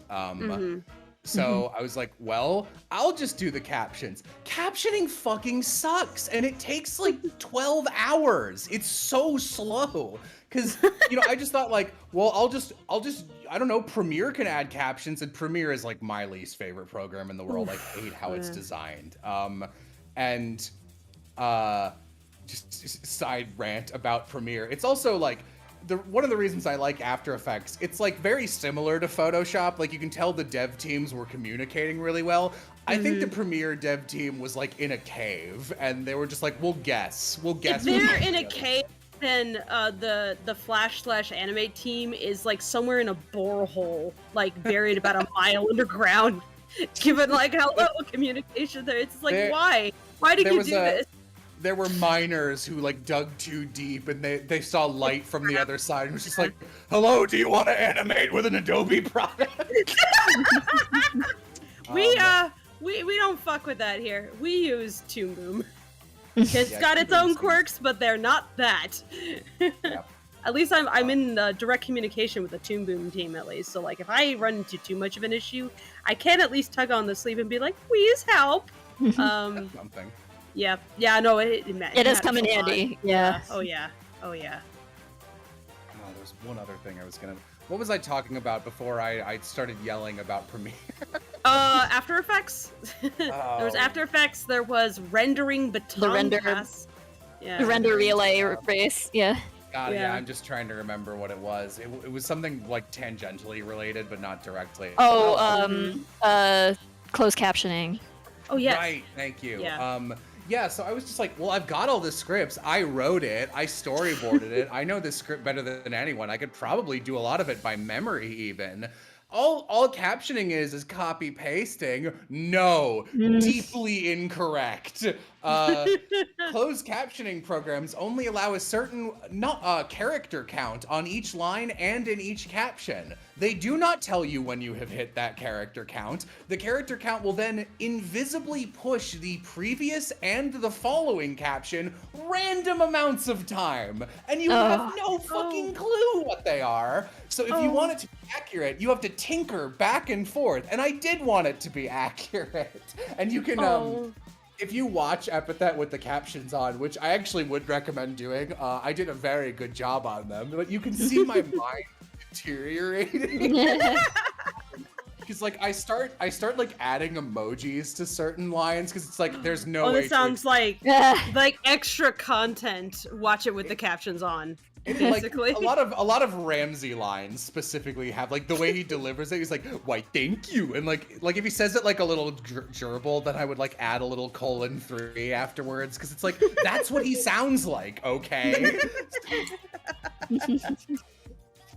A lot of the I wonder how our hard of hearing audience how they react to that. It's like if they you liked put an emoji, it. I was given thumbs up for it actually because it was never like. I would never take away from information that was necessary, and it was a lot of fucking around with sound effects. Like there's one point where Giovanni is going like, he's doing like karate sounds, but he looks like a dork. So the caption is just called loser noises. Yeah. Like that. That's great. All right, I think we are at a point now where it might be a good idea to start taking questions, unless there was one other thing you wanted to rant about. But No, this might spark more rants. Yeah, no, let's do that. I have no rants off the cuff. Right. The first question we've got here, which will absolutely spark some rants, from Toon Kid. Jello, in your opinion, what is the easiest and what is the hardest part of your job? I assume this is my job in relation to Epithet Erased, but I can probably answer it in relation to YouTube stuff as well. Epithet Erased, easiest part of the job, voice directing. Deeply fun, extremely enjoyable. The entire reason I was like, I'm comfortable doing the rest of this series in book format so long as I get to do audiobooks. I get to keep working with everyone. We've started that. I just recorded Molly, Trixie, and Phoenica's first sessions this week, as well as my own narration section. Extremely fun. I love all their voices. Anyone who knows me also, like Phoenica is my favorite character, and she didn't show up in season 1, but she's like the level of like, this is my favorite OC, and I put her in multiple projects just because I can, and I was like, oh man, I can't wait to get someone to voice her, and can't say who it is yet, but she came in and just killed it. Such a good job. So Nice. that was great.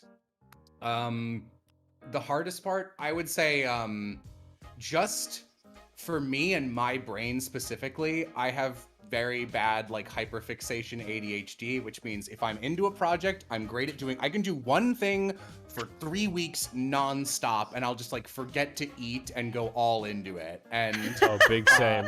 Oh my god, I've had to trigger my hyperfixation powers in order to lead this project, basically, because it's like you have to be laser focused on this, and pretty much to the exclusion of everything else. To the point where at one point, like it was like last week or something, I don't know, I had like a sandwich in front of me. Like Clint my partner had given me a sandwich. He was like, here you go, here's your sandwich. I was like, sweet, I'm very hungry. That sandwich sat next to me for like 6 hours uneaten, and he walks back and he's like, why haven't you eaten your sandwich? And I was like, I don't know, I'm so hungry, I forgot that it was there. Because I was just so fixated on getting this stuff done. I was just like, I gotta get these notes done. I gotta focus on like how this eye is drawn. It's very important that this eye is drawn correctly. Important. Oh, this motion, this needs to be this way. How do I communicate that to these folks? And ooh, yep. The hard part for me is like I like being able to hyperfixate on something. I'm very good at doing one job. I have this very nasty combination of I'm the kind of person I cannot not respond to a message. If I've got like a little Discord one on anybody, I must answer it immediately. And when I'm managing a bunch of people, even like this week, I've got 2 unrelated commissioners I'm working with for one video, another for a third for a second video, and then like 7 artists who are helping me with this current book, and I'm immediately like, I forgot how much I hated this. I hate being on call for feedback because it's just a cavalcade of people going like, can you be mean to my art so we can make it better? It's like, I don't want to do that. And it's like, I have to be mean about it. It's like, I really love what you gave me. Now here I have to fix it. I'm like, shit. Yeah. So that's my least favorite. Yeah, no, it's not a good feeling. Because it's like you respect everybody's work and like what they're bringing specifically to it, but it also has to work with everybody else's stuff, and so you have to be the bad guy in that instance. It's like continuity rules, unfortunately. Even on projects I've been on where like continuity was more loosey-goosey, it still has to have some consistency. Otherwise, you're going to be watching shot to shot. You're going to be like, wait, who are we? What are we looking at? What is that? Why is his eye weird? The eye has to be correct. The correct eye. Very important. Oh my goodness. Anyway, so more questions. We got more questions? Yes. Now that you mentioned ranting, people are trying to rant bait with the questions. Oh no. From Purple is the Best, where did Molly's design come from? Oh, that's fun. I wonder if they know the answer and are just trying to like get me to mention a fun fact. This person specified this question is rant bait. Ooh. I'm curious why it's rant bait. Why is it I don't think I'd call it that. So I have another project I'm working on just for fun, because who doesn't? And it's called Jamboree, and it's hypothetically going to be an RPG, and it's about ghosts. One of the 8 party members in that game was a little girl named Lila, and her design was basically just Molly, but pink instead of green. And I was like, this is just a project for me. Originally, Molly was a little white girl in the original like tabletop version, I mean, and I played her, and I was like, well, I'm obviously not going to be playing her. And her trio of friends, who I mentioned earlier, there's her, Trixie, and Phoenica. Phoenica's also a little white blonde girl, and they looked pretty similar. And I was like, one of them should probably be black, because I want more black characters. I just don't have that many in the whole show. And I was like, I've got this design sitting here, and I haven't used it, and I'm never going to use it because I'm not a game designer. This is just for fun. So I just stole my own design and used it in a different project. And I don't regret it. I think Molly has an S-tier design. I think she's extremely cute. She definitely stands out. Like I like her little kid characters can like range between really boring to really annoying. And I think that it can so easily be cloying, but she manages to be like extremely likable, even having like a fairly subdued personality overall and everything. She's just I like how she like occasionally ventures into, oh, are you okay? Yeah. Like Molly this kid is 12 and holding down an entire ass business because the rest of her family can't get their shit together. Molly is canonically like the smartest character in season. It's very fun to have a little kid character and they're the only straight man. Yes, that's true.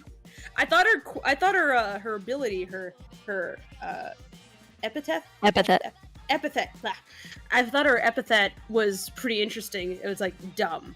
And it's like she says, oh, it's dumb, but it's dumb. And then the ways that she's able to use it are like, this is really OP. How do you not realize this, kid? It's like the things that she can do. It's like if you can think of some justification for why dumbing down a thing or like the use of the phrase dumb would result in that, like then it can happen. And I'm just like, yo, kid, I think you might be able to boss everybody in this entire series if you just had the mind for it, but she doesn't. Because, oh my god. I really appreciate the ability also to just make everything around you quiet. And it's like, oh, I relate to this. I wish I could just silence everybody.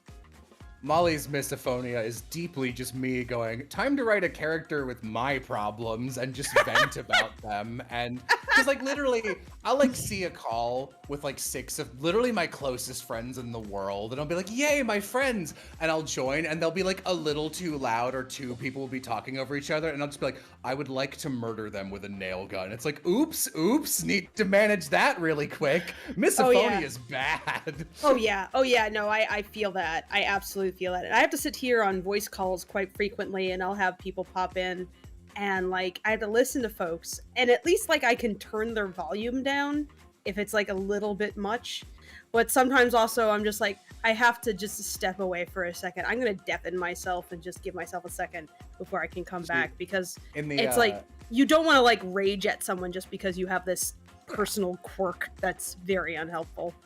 And in voice calls, everything is like in your ear at the exact same level, which is very that's frustrating. the problem. Yeah. And literally in the upcoming book, there's a scene where the 3 characters in the very like the new characters who cameo in the very last scene of Epithet on the beach, Trixie, Feeney, and Rick, are all having like a dumb little argument as they're all walking together. And I realized that Molly just hadn't said anything for like 5 pages. And I was like, you know what? I bet she's just muted all of them and is ignoring them right now. And I was just like, I'm writing that in, because that's what I would do if I were Molly and I had her power. It's very relatable. It was very relatable. Oh my god, but yeah, just her mentioning misophonia, I'm like, oh yeah, no, that's accurate. She's like, yeah, you know, this alarm is really starting to freak me out, so I need to go step off for a second. I'm like, yeah, it's really a little kid. I like that. I like that. The weird I like that weird thing actually in the second arc of the first season, where she pulls out a toy teapot for the cop and like pours real tea. And I thought that was really funny, but also had me thinking, wait, did you put a plastic teapot on the stove? What's wrong with you? How did you... just sitting That's there, a good question. I don't know. Yeah, it's like, did you put boiling water into the teapot with the... You know, I was like overthinking it quite a bit. But I thought that was funny that she was just like, no, I actually need the caffeine. And she's 12.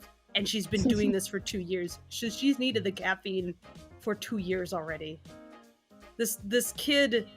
deeply needs some. Of course they need some quiet time. Of course. Oh my god. Her dad just being like more of a kid than her also. And at first, you know, the way that's portrayed, about her dad, like one thing I've just like, it's like a truth that I've still, despite knowing it, never been able to like fully understand. No matter how bad you make a character, someone will be fans of them. Someone will always like your worst character, whatever. I've never seen anyone like Molly's dad. It's like, are you the only one? Literally an unlikable character? Are there no fans of this guy? How exciting! I think it's like at first I was like, oh yeah, he's like the fun cartoon dad or whatever. But then you actually see how it affects her. And like I as an adult can look at this guy and be like, yeah, no, that's a problem. But it's interesting that it was actually like filtered into Molly, and how everybody's like, yeah, you're a fun dad character, and she's like, I really wish that my father was more responsible. He's like not calling or asking where I am, and he's not picking up the slack, and I have to be the grown up. That's some unfortunately relatable shit also, when you have parents that are just not there in the way that you really need them to be. Because like normally when you see like quote unquote like abusive parents in media, it's usually like the stock one is like yelly, drunk, hit you with a belt, that kind of energy. And like those people definitely exist, but I was like, I kind of want to explore a main character who has a parent who shouldn't be a parent, but like they're like zero malice, just like pure negligence, and they're just like, this person should not have had a child. Point, and they'll have a better relationship when she's an adult and she can get away from a little bit and just see him as a person. But right now, he needs to be a dad, and he can't be. You know, he's just clearly not capable. It would be like making Indus a dad. It's a bad idea. But I thought that was an interesting little small thing of just that was unique, and I appreciate the exploration of that. So yeah, interesting. It's like nobody's a fan of this enjoy guy. is what I'll Yeah. say. I'll definitely give it a listen. You know, after all, I'm doing a lot of work over here. I need things to listen to. All right, more questions? We got more questions? Yeah, we have a ton more questions. Also, we cool. are at a T-minus 30 minutes. Until we All cut. right. Cool, thanks. From Funny Man, Jello, when is Cornucopia coming back? Assume never until told otherwise. That's my webcomic. I had to put it on the back burner pretty significantly to focus on Patreon, and so this is basically stuff. And then when Epithet came around, I was like, there's just zero way I can manage this. I'm definitely gonna do something with that story someday. It could be 5 years, it could be 20, frankly. I've got other stuff going on. All right, we got more questions? Fair enough. Yes, we do. I was just inputting some new ones. Let's see. From a neurotic botanist with a lot of issues. I can respect that. 2 questions. First, thoughts on tweening for animation. And then the other, unrelated, are there any tips on finding and creating a good host website for your webcomic? Ooh. Okay. God, I'm really not the person to ask for either of those, to be honest. Again, like I said, I'm not an animator. Not in the formal sense. Like, I'm the least animator of like anybody here. So tweening, like I've seen it done well. I don't know if any of you guys have ever like followed or seen there's this animator on Twitter and YouTube, and I don't know how to say their name, but it's like MAYD. Made? It's like Made. Yeah, I follow him. Yeah, and Made has a really short video that's just like a frame by frame animated person going, "Queens, that's cheap," and then Made themselves as like, I was gonna say the tweets animation. go Yeah, tweens go, and then the video cuts out. So I think that's my opinion. Made is so brilliant that Noodle had a video just talking about frame rates and animation, and featured like Made's like, this is animated at 60 frames per second. Yeah, no, it's like, yeah, no, that's the reason why we don't do that, guys. It's like it's funny because Made did a bunch of animations like that and was just like, yeah, I keep going, no one should ever do this again. Then I keep experimenting with it. It's thoroughly awful. It's like I just look at like Richard Williams and like his preoccupation through his career, and I'm like, you are the most masochistic of us all, and all animators are masochists. So I don't even know what was going on in your household when nobody was looking. Ooh. Actually, it's speaking of Made, here's kind of a weird poll epithet fun fact. The character Phoenica, who I never shut up about, her unofficial catchphrase is, "Please be nice to me," said in various formats, and that comes from several tiers of corruption of me constantly quoting one of Made's videos that's just called please.mp4, and it's like my favorite video ever, where it's just, he's got like a voice wobbler, just going, "Please, I just want some diamonds and emeralds, please." We're gonna have to get Made on a shop topic some point, because I keep bringing them up. It's like they keep coming up, and I'm just like, I gotta chat with this guy. It's an omen. It's an omen. Somebody please knock on his door. Does great stuff. Definitely makes me laugh real hard. All right, next question. Wait, I think there was something about webcomic websites. hosting. Yeah. Oh yeah. I don't have a good answer if anyone else does. I use WordPress. Comexpress WordPress is still a good option. I do kind of like, I'm a fan of having your own web space, of having like your own spot, because you never know when social media is going to pull the rug out from under you in one way or another. Sometimes they change the rules on you. They get sold to bigger companies and switch off things you can post and say, oh, you can't post this kind of content anymore, or they throttle certain types of media posts and things or whatever. So I mean, it's good to have like kind of your own space. So yeah, it is like nice to have your own website, but there are lots of other options out there as well now. Like Webtoon is very big. You don't have to have your own website for that, or Tapas or whatever. It's like, you know, if you don't feel like designing a site, you can do the custom thing. Like content management would be like the tricky thing, but again, that's like Comic Press is pretty much like the go-to for that. You can also just not have comments. That's right. another option. I think Tumblr, as funny as it might be to even mention Tumblr, like it does have a pretty strong like webcomic hosting thing at this point in time. So, and you can like get your own URL for it, so you don't even have to like advertise that it's like a Tumblr blog if that's embarrassing at this juncture. Let's see. There's always DeviantArt, I suppose. I mean, there is. But I was gonna say, yeah. if I could offer, Yeah. if I could offer a recommendation, I usually have handled things through WordPress, like you mentioned, and then hosting offered via DreamHost. If you DreamHost, both of yeah, those. I've used extensively HostGator and DreamHost, and they're both pretty decent. DreamHost probably better right now for like customer responsiveness. HostGator used to be pretty okay, but now they're just like extremely slow, and yeah, like the user base is just so huge. It's gonna, you know. Custom built website, yeah, you can hire somebody to help you out with that. You could do like, if you wanted to like, I don't know, torture yourself, you could just do straight up HTML, and even if you don't really know You could much bash anything. two conscious together That's like how me and come up with a that's how I made website. the very Yeah. first Lackadaisy website was just like HTML, and each time I like updated and added a page, I would just like manually update all the HTML to like it was Oh painful. my And then god. Jay, bless his heart, stepped in. He's like, "Let me build you a content manager," and actually I- built a custom one. It's called Cat Herder, which is wonderful. So Oh my god. I'm I glad want I'm to hire doing Jay at manual some HTML point. I gotta commission Jay at some point because I really like your website. I'm like, I like this. It's stylistic, and you know exactly where to find everything. yeah, And it's very just like, here's a web comic yep. website. Click to There's read. there's other Nothing things like funky. Yeah.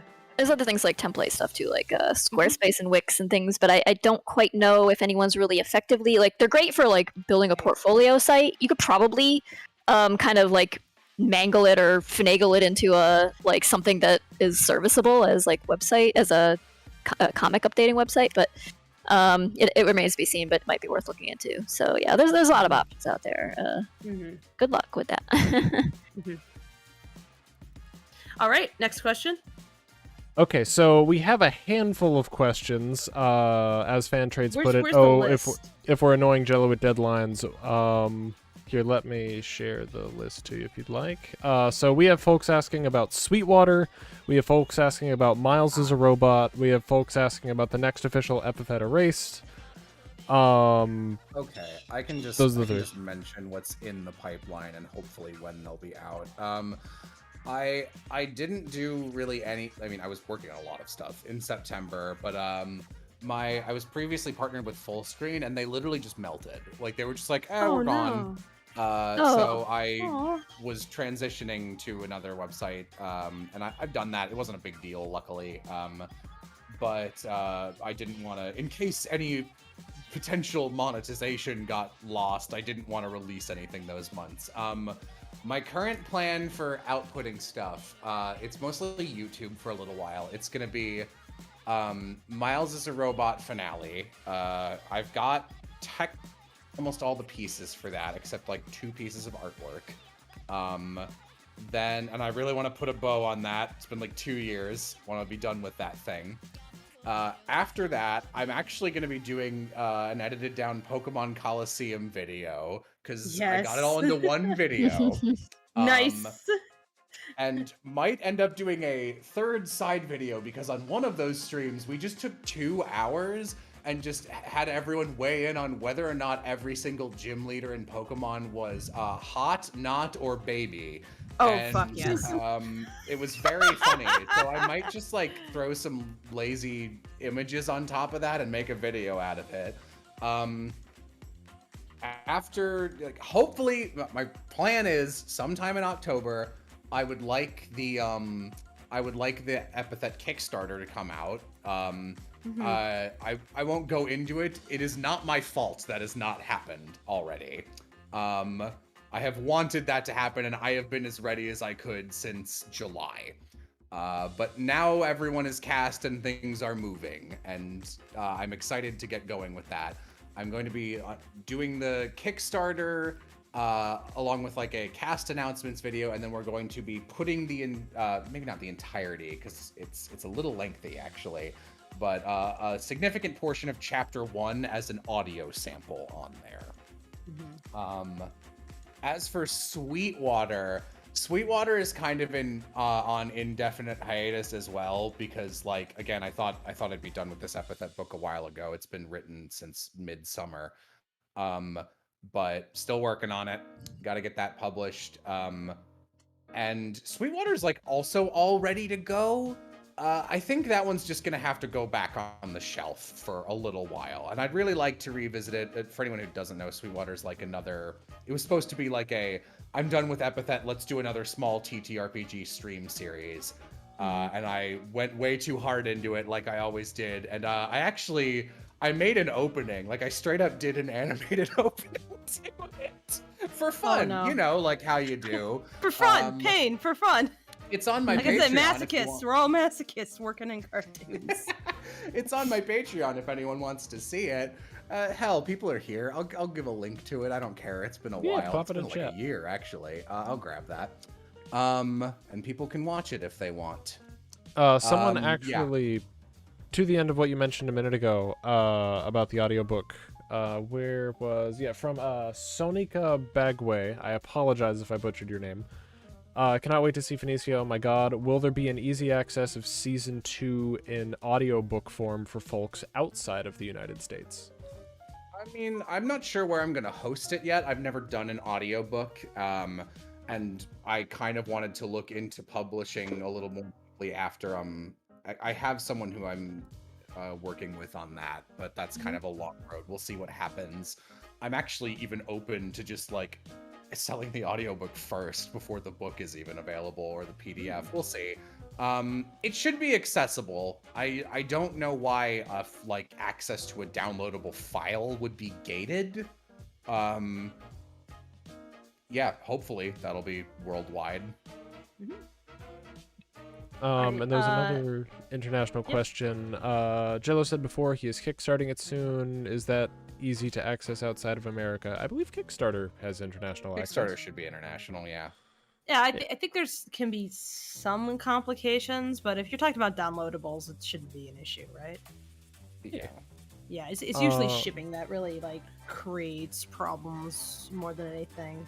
Everything else is like, I don't know, what are your local rules for sending money to places? I'm sure there's more to it than that, but I am unfortunately an ignorant American, so I don't have hands-on experience, so I can't recall all the complications. I know there are some, but I mean, hopefully you'll have the downloadables available to everybody. Oh, Jello, I didn't realize that, right? Because you're not a mod, you can't post links. Pop it in the Shop Talk accompaniment room. And we'll post it for you. Sorry about that. And yeah, and we'll pop it in No there. problem. That makes sense. Here you go. From Cephalopod Man, I see Octodad is in the chat. Aside from Bomberman Jetters, though consider this your invitation to talk about that if you want, what were your biggest inspirations for the plot and themes of Epithet? Weirdly, Legend of Korra, because I hate how they handled the Equalists, so I'm gonna do it right. Okay. And I'm not gonna have the bad guy. I'm not gonna have the bad guy just go like, actually, I'm evil and I didn't care. That's such a Marvel movie cop out. Just like, ooh, here's our very real complex issue. Actually, I'm just an ooga booga bad man. So it's fine. Korra. I love so much about that series, but boy, did it suffer from production hell in so many ways. I feel for that crew deeply. I'm like, oh, you had so many good ideas, and you were like cut off at the ankles over and over again. They're just slicing off pieces of their legs as they went on. Yep. Oh, yeah. I posted it in the Shop Talk. Thank you so much. All right, more questions. Let's see. I'm kind of interested in. I guess we can hold off on that one for the end. That last one by. Oh yeah, let's save that one for the end. Let's save that one for the end. Yeah. Let's see, a couple quick ones. Sticky Sauce 101. How do you deal with art theft? It's a pretty rampant thing these days, sadly. I actually don't post a lot of just like raw art anymore. I don't draw very much. I mostly just do like sketches to give to people who are better artists than me, like Civ or Sono, who is one of the Epithet Race team members who is in the chat. Actually, I just saw. Hello. Hello. I am. Yeah, no. The only time I run into that personally is with occasionally people will repost my YouTube videos, and YouTube is very in my favor on that. Unlike Twitter, where it can be very mean to you and people like stealing your thunder, YouTube will bring the hammer down on anyone for no reason if they steal your content. So I'm not really the person to answer that, to be honest. Tracy, you've had your work stolen in very interesting ways. It wasn't like your work has appeared on fireworks The sets? fuck, every year. repeatedly, Every year. It happens all the time. Yeah. I wish there was an official Lackadaisy firework pack, frankly. I 'Cause mean, it's like, you should be making money off of that.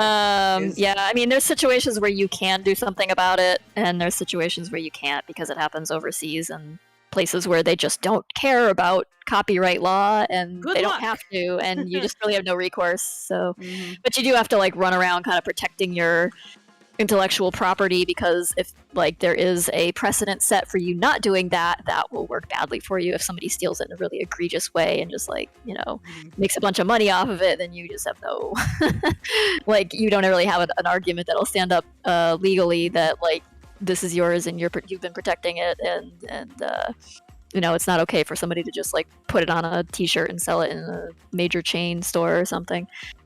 So yeah, it is a pain in the butt.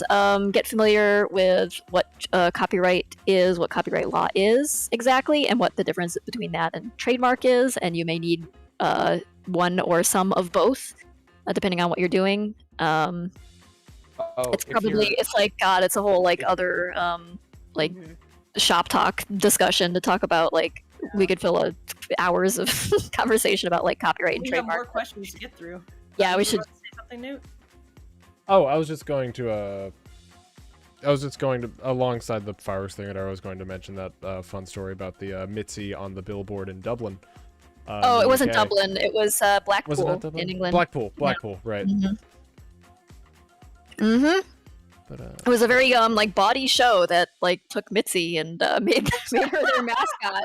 It was like this Oh. pantomime theater thing. Yeah, they put I'm her sure up the on a. folks didn't even realize. They probably just hired somebody to throw. No, together. what happened is they got the graphic from one of those like those sites that Steal shit basically automatically. steal shit and then license it out. They're like, oh, we own this. We found it on the internet, so we own it, and we'll license it to you for, you know, this many dollars. And so they didn't know. They actually tried to do it like the good faith way and tried to license artwork, but they licensed it from this company, and this company is in China, and I had to contact them because they had a ton of my art in their archive and lots of other artists I recognized immediately, and there's just nothing you could do. Like, you can write to all of them all the emails you want and scream at the clouds. It's just like it's about as useful. Yep. I'm not condoning this behavior at all, but I do remember there was a fan who was in the city where that happened, and they went and they took all of the pamphlets to the show. Yeah, they did, and it ended up being a situation where like they paid me a stipend for using the art, and we were like, okay, it's cool, it's fine, because they had already printed all of their materials. Like, this was just like that was nice of like them. they were like doing it out of their own pocket, so they weren't like Good. big money making venture or something. Like, if it was, I would have, you know, maybe got a lawyer involved or something, but like I didn't want to like, you know, make their lives more difficult than they already were. They were already like struggling artists, and like just pay me a small license fee so that I mean, they were can say doing a that, like, pantomime show. They were already screwed. exactly. Yes, exactly. And so they'd already Aw. like, you know, wrangled together their own money to print these pamphlets and have this like billboard sign thing made and everything. I'm like, all right, just cheap license fee so I can say that I protected my IP appropriately. I don't just let people use it for free, you know. And you can keep your stuff and just, you know, after this, don't use it anymore. But you know, so we came to that agreement at least. But yeah, but the larger problem of sites being out there that just like collate all this like stuff from the internet and then just license it out as if they own it. Like I don't know what there is to be done about that, and if there'll ever be a solution, maybe someday. But right now, it's kind of just like intellectual property law, wild west in some places, and they're just not playing the same game we are. So you can't really, can't do much about it. Yeah. I do know so that. Let's keep going. Yeah. Yeah. Oh no, okay. So we've only got a couple minutes left. So Jello, we do have one question at the end that we're gonna ask, but we have time for 2 or 3 before that. Do you want a serious question or a silly one? Give me both. I'll do them rapid fire. Fair enough. Semi-serious one. Who is your favorite character to write? From Renicorn. Giovanni is absolutely the easiest. My favorite character, period, is Molly, but she's the hardest to write. Okay. Yeah, it's difficult to write a character that's just like, I don't want to be here. You keep finding ways for them to interact with stuff that like has them actually be an active character. Molly's definitely the most nuanced. She's also not a common archetype, which almost everybody like. I don't know how I couldn't pitch Molly quickly to somebody. Yeah. Giovanni and any like bonsai blaster or shitty villain is deeply easy to write because you just say shit like, just like any random dumb gag like my diet consists exclusively of cereal marshmallows. You just say dumb stuff and it's funny. So very easy. Let's see from Toon Kid. Joke question, Mr. Apocalypse. Would you rather eat pizza flavored cake or cake flavored pizza? Pizza flavored cake. It's called deep dish, and I'm from Chicago. Pizza. Fair. Right? Absolutely fair. Let's see. Oh, there's an interesting thing here that I think is worth, if you're willing to take an extra question before Go for the it. final quick, we question. can do it. Yeah. So from Dragon Serpa says, hey, how do you guys start up getting revenue for art as a beginner artist? That is a good question, and certainly the way that I started, I'm not.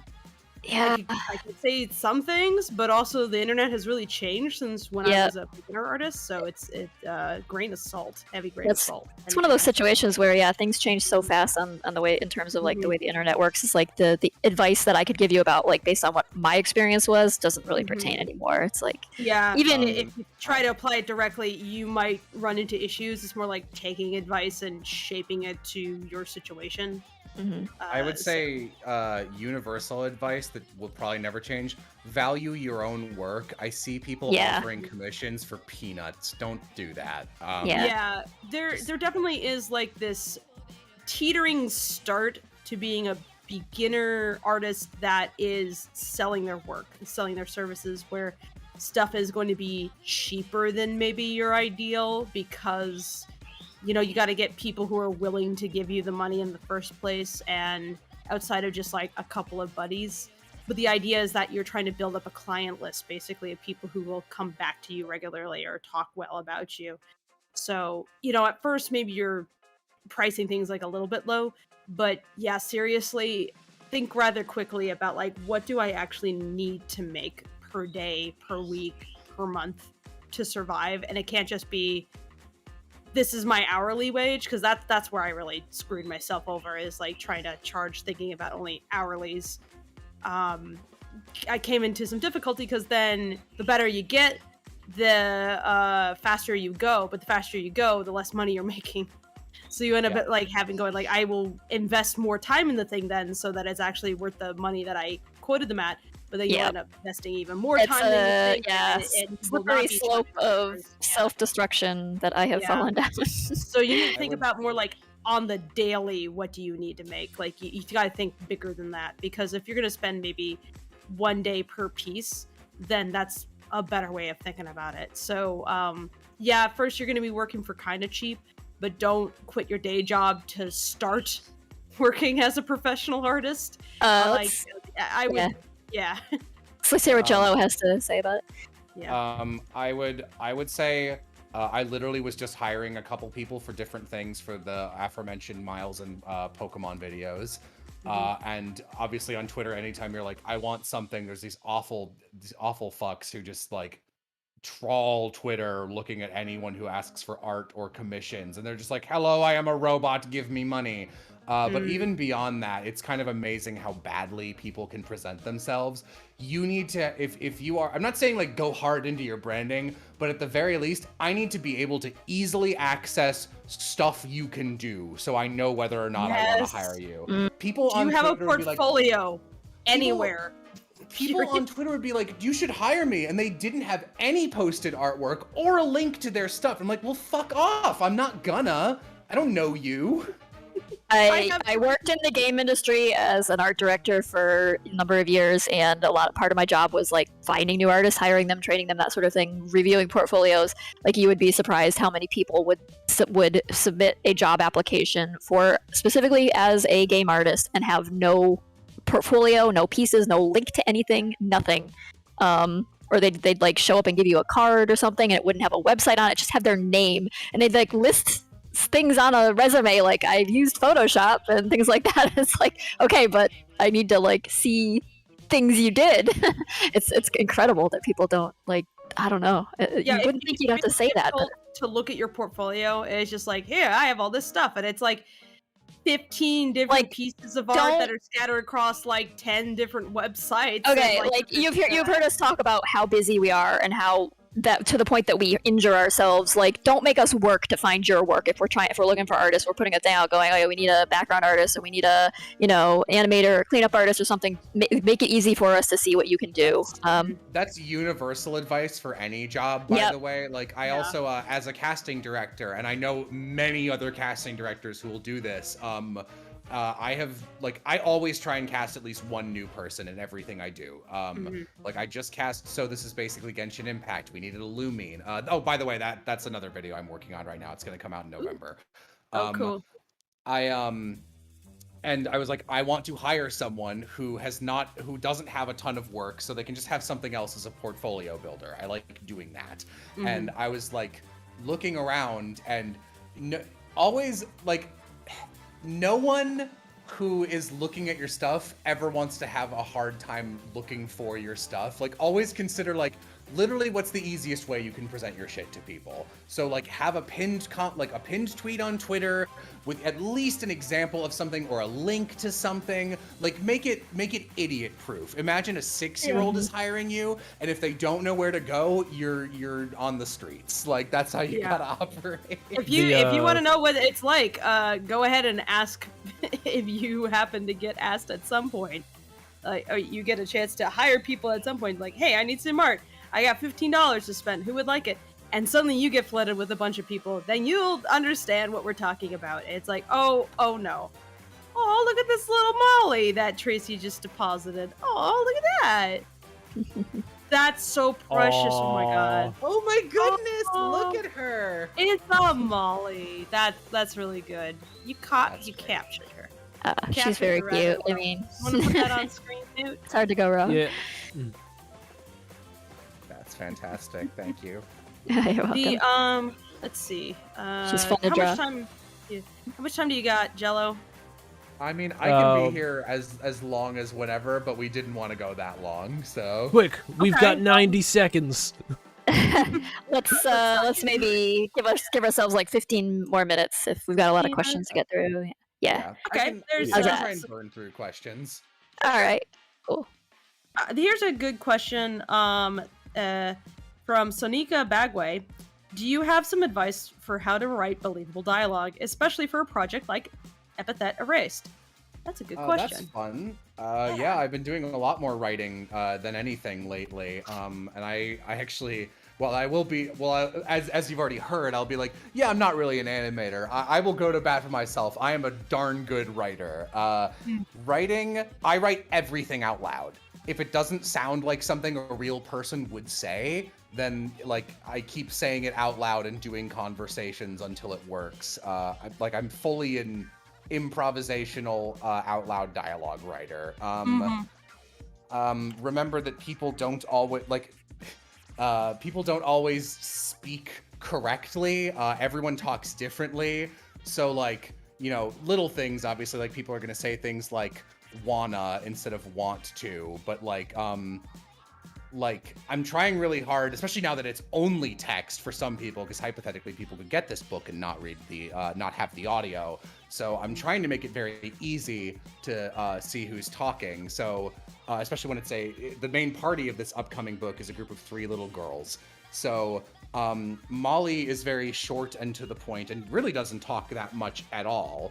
And like Trixie talks a lot like Giovanni a little bit. She's got a lot of weird isms. Like I could pop this open real quick and just grab literally any Trixie line of dialogue because none of them are real. They're like, she just doesn't use real words. And Phoenica specifically talks very properly and uses words that no one else in the cast uses because they sound like something an 18th century princess would say. Also, just like, it's important to remember in general with writing wants and needs and why a character is in a scene, how they would respond to things. I often let the characters write for me.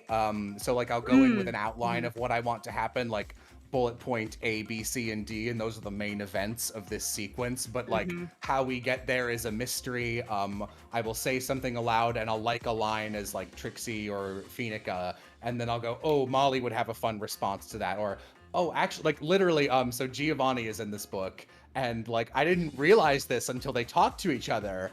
Giovanni and Phoenica hate each other because Phoenica is like a little goody two-shoes narc, and Giovanni is like a harmless punk, and they can't stand each other. So every time they speak, they're like, "Oh, you," and it's very funny. So does that mean you ship it? Oh God, no! She's 12 and he's 19. I don't ship the baby never mind. trio with anyone. I didn't know their ages. Sorry. I thought he was 15.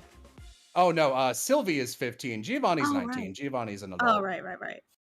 Okay, never mind. That's I suddenly made it You awkward. can be as weird about Giovanni as you want, but like, don't be gross about the small children. No, absolutely not. God forbid. The internet is gross enough. Let's not contribute in even worse ways. Yeah, I just saw a question go by that was like, what's the most horrifying sanity destroying artwork fan art you've seen? It's like, that would be it there. Yeah, a lot of stuff of Molly. It's very bad. Yeah, I'm pretty like I don't give a fuck about most things, but not children characters. Just no. Yeah, it's like there's literally there's such there's like a bad amount of it too, and I'm like, I gave you Zora, I gave you Indus. He doesn't wear a shirt. Come on, be horny for these people. He is the definition of a himbo. What's wrong with you? I gave you material. Use it. But I guess that for some people, I guess that's the point. But you know what? It's just, I don't even want to talk about it. Yeah, moving along. Yeah, it's unpleasant. Oh, you don't want to linger on that subject? No. No. Much like when I find it, I'm like, okay, moving on. That's enough internet for today. All right. Let's see. Ooh, this is a good one. Mitchell Smith asks, what are your thoughts on the surge of YouTube-specific animated series in recent years? I love it.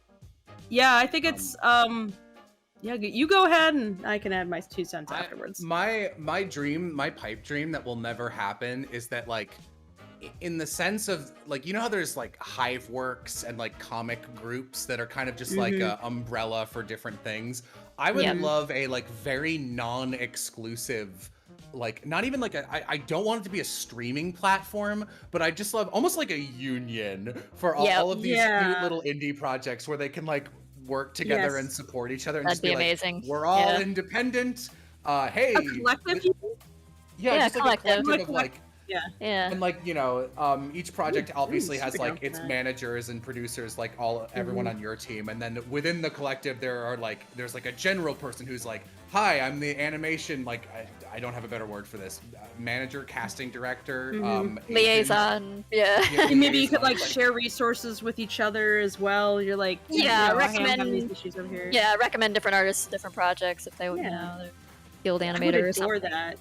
Yeah. Hey, if things keep going the way they do, so long as we're all smart, we maintain our good connections. I mean, who knows? But I would love that, because I think that's probably the way to make something like this keep going and be sustainable. Because right now, you're seeing something of a surge, and I think it's partially because you finally have enough people with the skill sets plus available software that it's possible.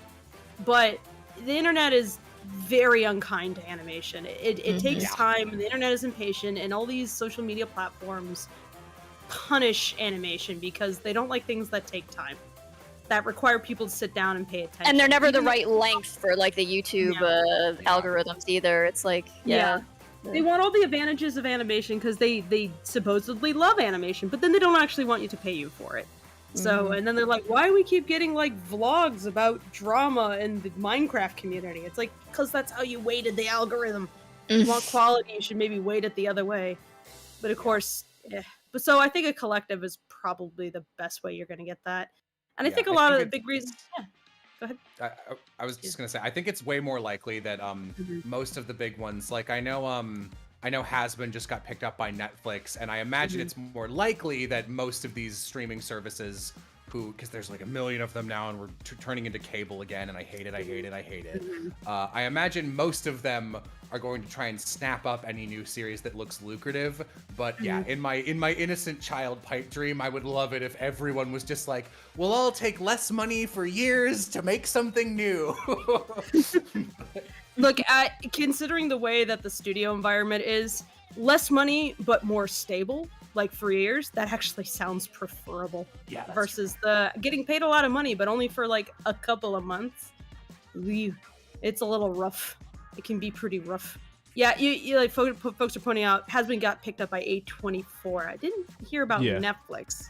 Sorry, I don't believe it was Netflix. Yeah. Just to be clear, we're not any more in the know than anybody else, I think. And that's not like a knock on Has-Been's team either. Like, great, that's amazing that they got. No, that. it's like, fucking incredible. It's, oh my god, you did it. You accomplished the dream. You're gonna have a distributor. Fuck yeah. But yeah, it's a tough world, and I always feel like, personally, like the more we combine together, the more likely we can make dreams like that come true. Like, let's see if we can get even more happening. And that's sort of the purpose of Shop Talk, is like an excuse to reach out to other indies and be like, well, what are you doing? Let's find out. Let's what do we share in common here, and what can we share in general? So another question. You wanna pick one? Well, I think we got like 3 left. We've got 3 left. Let's see. Actually, no, we only have 2 left because we already asked the cornucopia one. Oh, right. Okay. Question for Jello that is not about a deadline from Kandaru Dramer. What motivates you the most? Public anticipation, fan art, seeing video progress, etc.? I'm very weak to fan art. I very purposefully included fan art at the end of every episode of Epithet Erased release on YouTube. In fact, I even asked, because there wasn't that many at first. The release schedule for people who weren't there was they came out on Verve, and then 2 weeks later, each episode would come out weekly on YouTube. And I would take any fan art I could get on like the first 3 episodes, including some by the crew, and put it in there and be like, oh, thank you for all the fan art, even though some of it wasn't. And then suddenly everyone's making fan art, and it's like, yes, perfect, my plan. The evil genius plan to get like free art from the internet. Yeah. And then you regret it after seeing like the stuff. No, I don't regret it. People were going to be gross no matter what. And there's really way more good Epithet artwork than I ever expected. Oh yeah, I said I'd give this a shout out. Some lovely people got together and spent months making a So This Is Basically Epithet Erased. It's extremely funny. It's literally better. It's better than some of my older So This Is Basically videos. It's very good. And I would highly recommend checking that out. I tried to put it on the official So This Is Basically playlist, but I can't, because that's an official playlist, and it doesn't let me put things that aren't from my channel on it, which is annoying. Oh well. And I definitely I'm definitely very motivated when I see people getting excited about the animated short. Like, I'll sit and read stuff on the Lackadaisy and see people getting excited and like mentioning things that we were talking about, and that definitely helps remind me in some ways why I'm doing this, because I am also a fan of Lackadaisy, so I want to make something that fans could appreciate. Even though it's sort of also my own perspective on it, I really want broadly everybody to enjoy it. So when I see evidence that any of that is working, I'm like, yay, hooray. Yeah. I am both excited and deeply terrified to show it to everybody. I'm always That's the way it like, works. yeah, I'm always like, just keep going and pretend that it doesn't scare you. Mm-hmm. Just pretend it doesn't scare you. I mean, anything worth doing, I think, is also equal parts like scary. So I actually had a layoff in 2020, what with the plague and everything going on. I had to lay off some of my usual ways of relaxing, if you know what I mean, because it would calm me down enough to realize how terrified I was, and I couldn't afford to do that. yeah, as soon as I'm like trying to fall asleep and my defenses are going down, like all the anxiety thoughts just like flood in. It's like, oh no, I'm trying to sleep, please. But yeah, that's the way it is. Yep. Yep. Oh man. Okay. But so it does help that people seem interested, and it is actually very motivating and reassuring that somebody says something nice or draws something nice. It's it like matters. It definitely matters. it definitely does. Yeah. If you think that your nice comment doesn't mean anything, it's like, no, please. It matters a lot, because every so often there is that mean comment, and for some reason they have like 100 times the weight of every nice comment that you receive. Yeah. So, that's the way the human brain works, unfortunately. Like, yeah. You hate to admit that like it bothers you that much, but it does. But yeah, it's like when you hold it up against like the nice things people say, it's like, oh, this is like 1 in 1,000 sort of thing, and yeah. But yeah, it's like, by all means, please leave comments. In fact, I can just say that these algorithms, they judge whether or not anybody is going to want to see this via engagement. So if you like a thing, leave a comment, even if it's just nice, because that's what matters to these social media platforms. Like, if you want to see the thing that you love get more notice, then leave comments when you can. Even if you're like, oh, well, it's not, I can't say anything that meaningful. It's like, I'll think of it this way. You're putting your personal thumb on the scale. I mean, yeah, put a little like heart symbol or something, even that. It's interaction, and it does mean something. It does count for something. So we do like that. But also, like a lot of the crew artists and stuff will post things on Twitter, or they'll stream on Twitch and things like that. They I'm sure it means a lot to them too, when they get comments on their contributions to this project. I'm so happy when the Lackadaisy goes, oh, so-and-so is streaming, because they found out that there's a crew member who does Twitch or whatever, and they'll go pile into their channel, and that person's like, oh my god, there's people here, because quite often they'll have maybe an audience of 2, and suddenly it's like bigger than usual, and they're like, so we don't pay people an exposure, but if we can get them some exposure, I like to, because they... I hired them. I believe in their work. I really want them to be better known. So yeah, they deserve it. Definitely. Yeah. Okay, so all right. Where are we at with questions? The very last question. Jello. Who is your favorite Lackadaisy cat? My favorite Lackadaisy cat. I love Mordecai. He's so my favorite. He's absolutely my flavor of like sociopath. It's been a while since I've read Lackadaisy, because it's actually been a while since I used to be so into webcomics, and years and like a decade ago, it was like all I read, and I've really fallen off. But I would come back and like catch up on Lackadaisy every like 2 or 3 years, and be like, wow, I remember this being like the best looking comic at the time. And it'd be like, it couldn't have gotten better. And it's like, oh fuck, how do you do this? And Mordecai and I don't remember their names, but the pair of siblings from New Orleans. Everything about them, like aesthetically, is just chef's kiss. Thanks. You'll be happy to know they get quite the prominent role in the short. Like the Exciting. actors that we found for Nicodeme and Seraphine are just, oh my god! Like I saw it. They really elevated what we had written for them. I'm so excited to I think those characters are going to be the ones who make the biggest, like, not that they were bad, but the biggest quality jump from like reading a comic to seeing them and hearing them in motion. I think it's going to be Oh man, wild. I hope so. Because those Benny Latham and Malcolm Ray just did a great job, and we gave them a script, and we were like, if you can find a way to juice this up, please feel free. And the stuff the stuff they gave us is all gold, and I felt like deeply ashamed that I couldn't put in literally all of it in. But then the entire short would just be Nicodeme and Seraphine just trashing everybody. They we recorded them together. We had the extreme privilege of like doing Oh, that's so fun. recording sessions like in a group.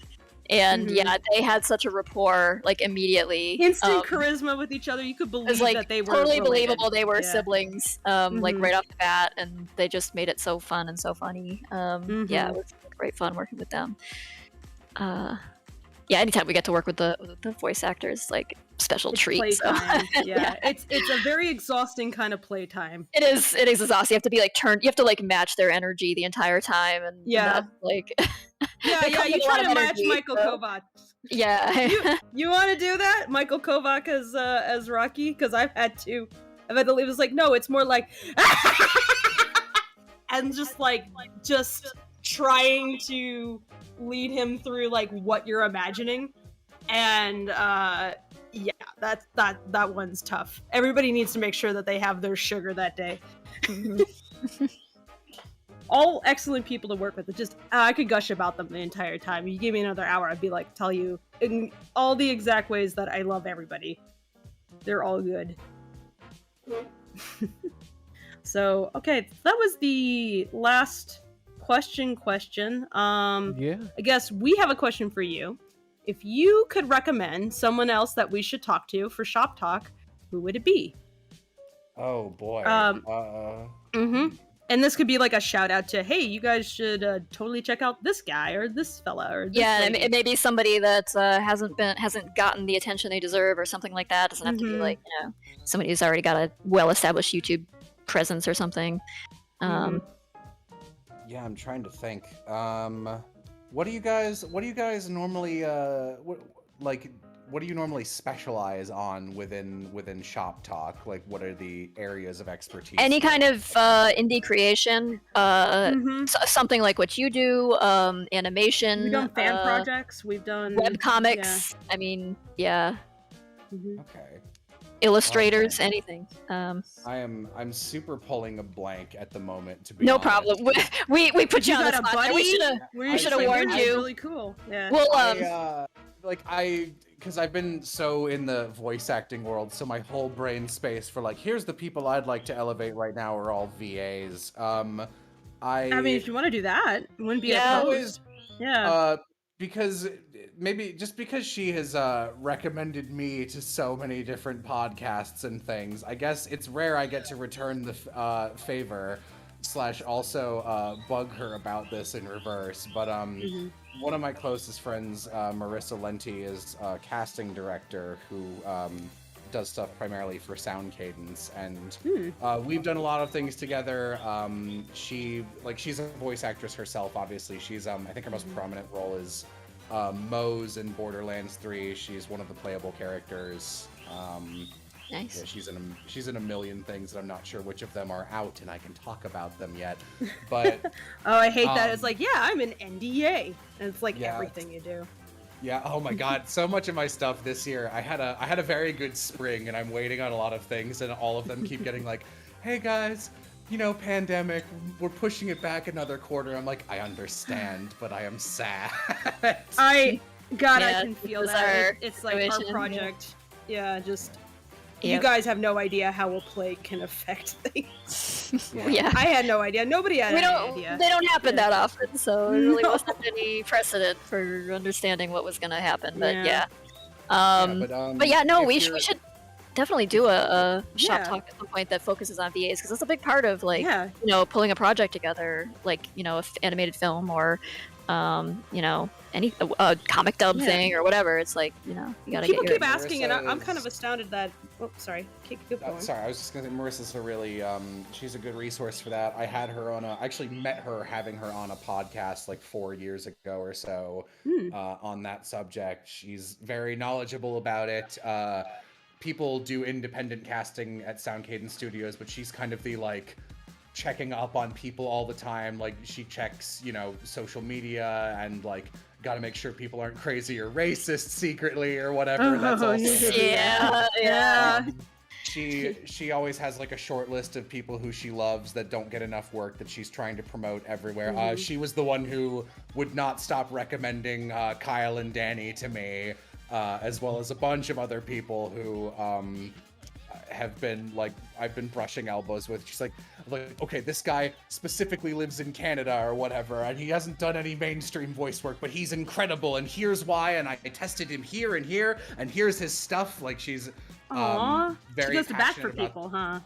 Yeah, no, that's like my favorite thing about most voice actors I know are very nice people, especially because like like 20 years ago it was a small industry, so like crazy people could leak into it, but now there's honestly there's so many options, and like I don't like using the word competitive even though it is in that sense, but like there's just a lot of options where you just can't be a bad person or you won't get like why would anyone cast you? So now almost everyone I know is like, I love this person, let's bring them into something. So like just as an example, which this was primarily Marissa, but Marissa, this is maybe the best way I can introduce her personality as a pitch to you. When my hands were still broken from Epithet Erased, we did a series of streams called Look'em No Hands, where people would show me a game, and I would commentate while doing nothing to distract myself and not use my hands at all for 2 weeks, which was extremely hard. And she was showing me a horse racing game, and I was like, it would be fun, because it was just like one race over and over again, and it was supposed to go for like 2 or 3 hours. I was like, it'd be fun. Let's go on Steam. I will buy you any horse-related game I can find, because she was like, there aren't any good ones. They're all the same and they all suck. And we found one called Unicorn Tales, which was like a Skyrim-style game made with free assets. Oh, I saw this on your YouTube channel. I was like, I'm gonna watch this, and I haven't been able to click the video yet. But now I have to. We ended up playing it, and it looks really ugly because it's all like free assets, and but we played it and it's like, this is pretty good, and it's like weird. It's cute because it's clearly written for children, but it's like also weirdly accidentally dark all the time, and like a classic fantasy kind of like an 80s movie animated film way. And we looked at it a little into it, and it was like made by 3 dads, and their little girls were like, we want to play a game where you can be a unicorn, and there aren't any. And it was like, and we looked around for our daughters, and there weren't any, so we made one together. And Marissa was like, let's reach out to these guys and offer them pro bono full voice work for their game. So we did, and they said yes, and we got all our friends who would work for free. And now that game has like professional tier voice acting. That's amazing. And because of that, because of that game, my friend Siv Ryan, who is the primary illustrator on So This Is Basically, and a fantastic voice actor. If anyone watching has seen any of the Miles is a Whatever videos, she plays Kay, and a bunch of other people. And because she was in Unicorn Tales, Marissa was like, Siv's amazing, and but lives in Newfoundland, Canada. And right now I'm trying to, which means like, you don't get any access to LA, New York, or like nowhere that does any primary voice acting. It's difficult even to travel there. Yeah. And they're like, she's like, Civ is also non-binary, which is very useful if you're trying to cast a non-binary or trans character, which I am. So I'm using Unicorn Tales and the fact we've used Civ as a way to get Civ into this role, which this one hasn't come out, so I can't talk about it. And that got used as a proof of concept for Civ for the rest of Sound Cadence. And then wonderful. Civ booked the lead on Kageki Shoujo, which is currently coming out and is really, really good. And Civ does a phenomenal job. So like just that kind of helping out newer voice actors or connections and getting them into the industry. Marissa's really good about that, so that's why I would pitch her. Oh, Nice. yeah, that would be Thank someone you. definitely Yeah. worth talking to. Yeah, I like that. I like that idea. You've pitched her well, I'd say. Excellent. So what's, Yeah, I think what's her Twitter and stuff then? It might just be Marissa Lenti at this point. It used to be Lenti Soup, but let me look. That's a delightful name. That is. It is. I is think at I've- Marissa Lenti now. Yep, I found her. Okay. Okay. Good stuff. Very cool. Thank you. Thank you so much. Yeah, and thank you guys for having me. Thank Thank you you for so that. much Thank for you for coming being here. on. Like, Yeah, thank you for your time. I know you've got like lots of stuff on the fire right now, and you're very busy, and we appreciate I you. got really lucky, and even like a couple weeks ago, I think you guys suggested this day, and it ended up being like my freest day in 3 weeks. Oh, so- perfect. Very Well, thanks. fortunate. Great privilege talking to you, and I've watched about half of Epithet Erase so far. I got to get through the rest of it, but I have seen lots of your other comedic material, and it's all just great stuff. Why don't we go ahead and Nox, if you're there, can you link to Jello's YouTube one last you'll- time? You'll also Chat. find the YouTube link is in the description of the stream. Oh, okay, it's already there. Yeah, if for some reason somehow you aren't already familiar with JelloApocalypse's work, please do check it out.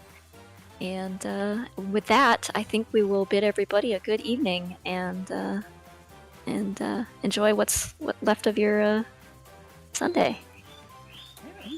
Everyone, take it Thank you easy. so much. Thank you for being here, and until next time. Good night, Bye-bye. everybody. Bye. Bye.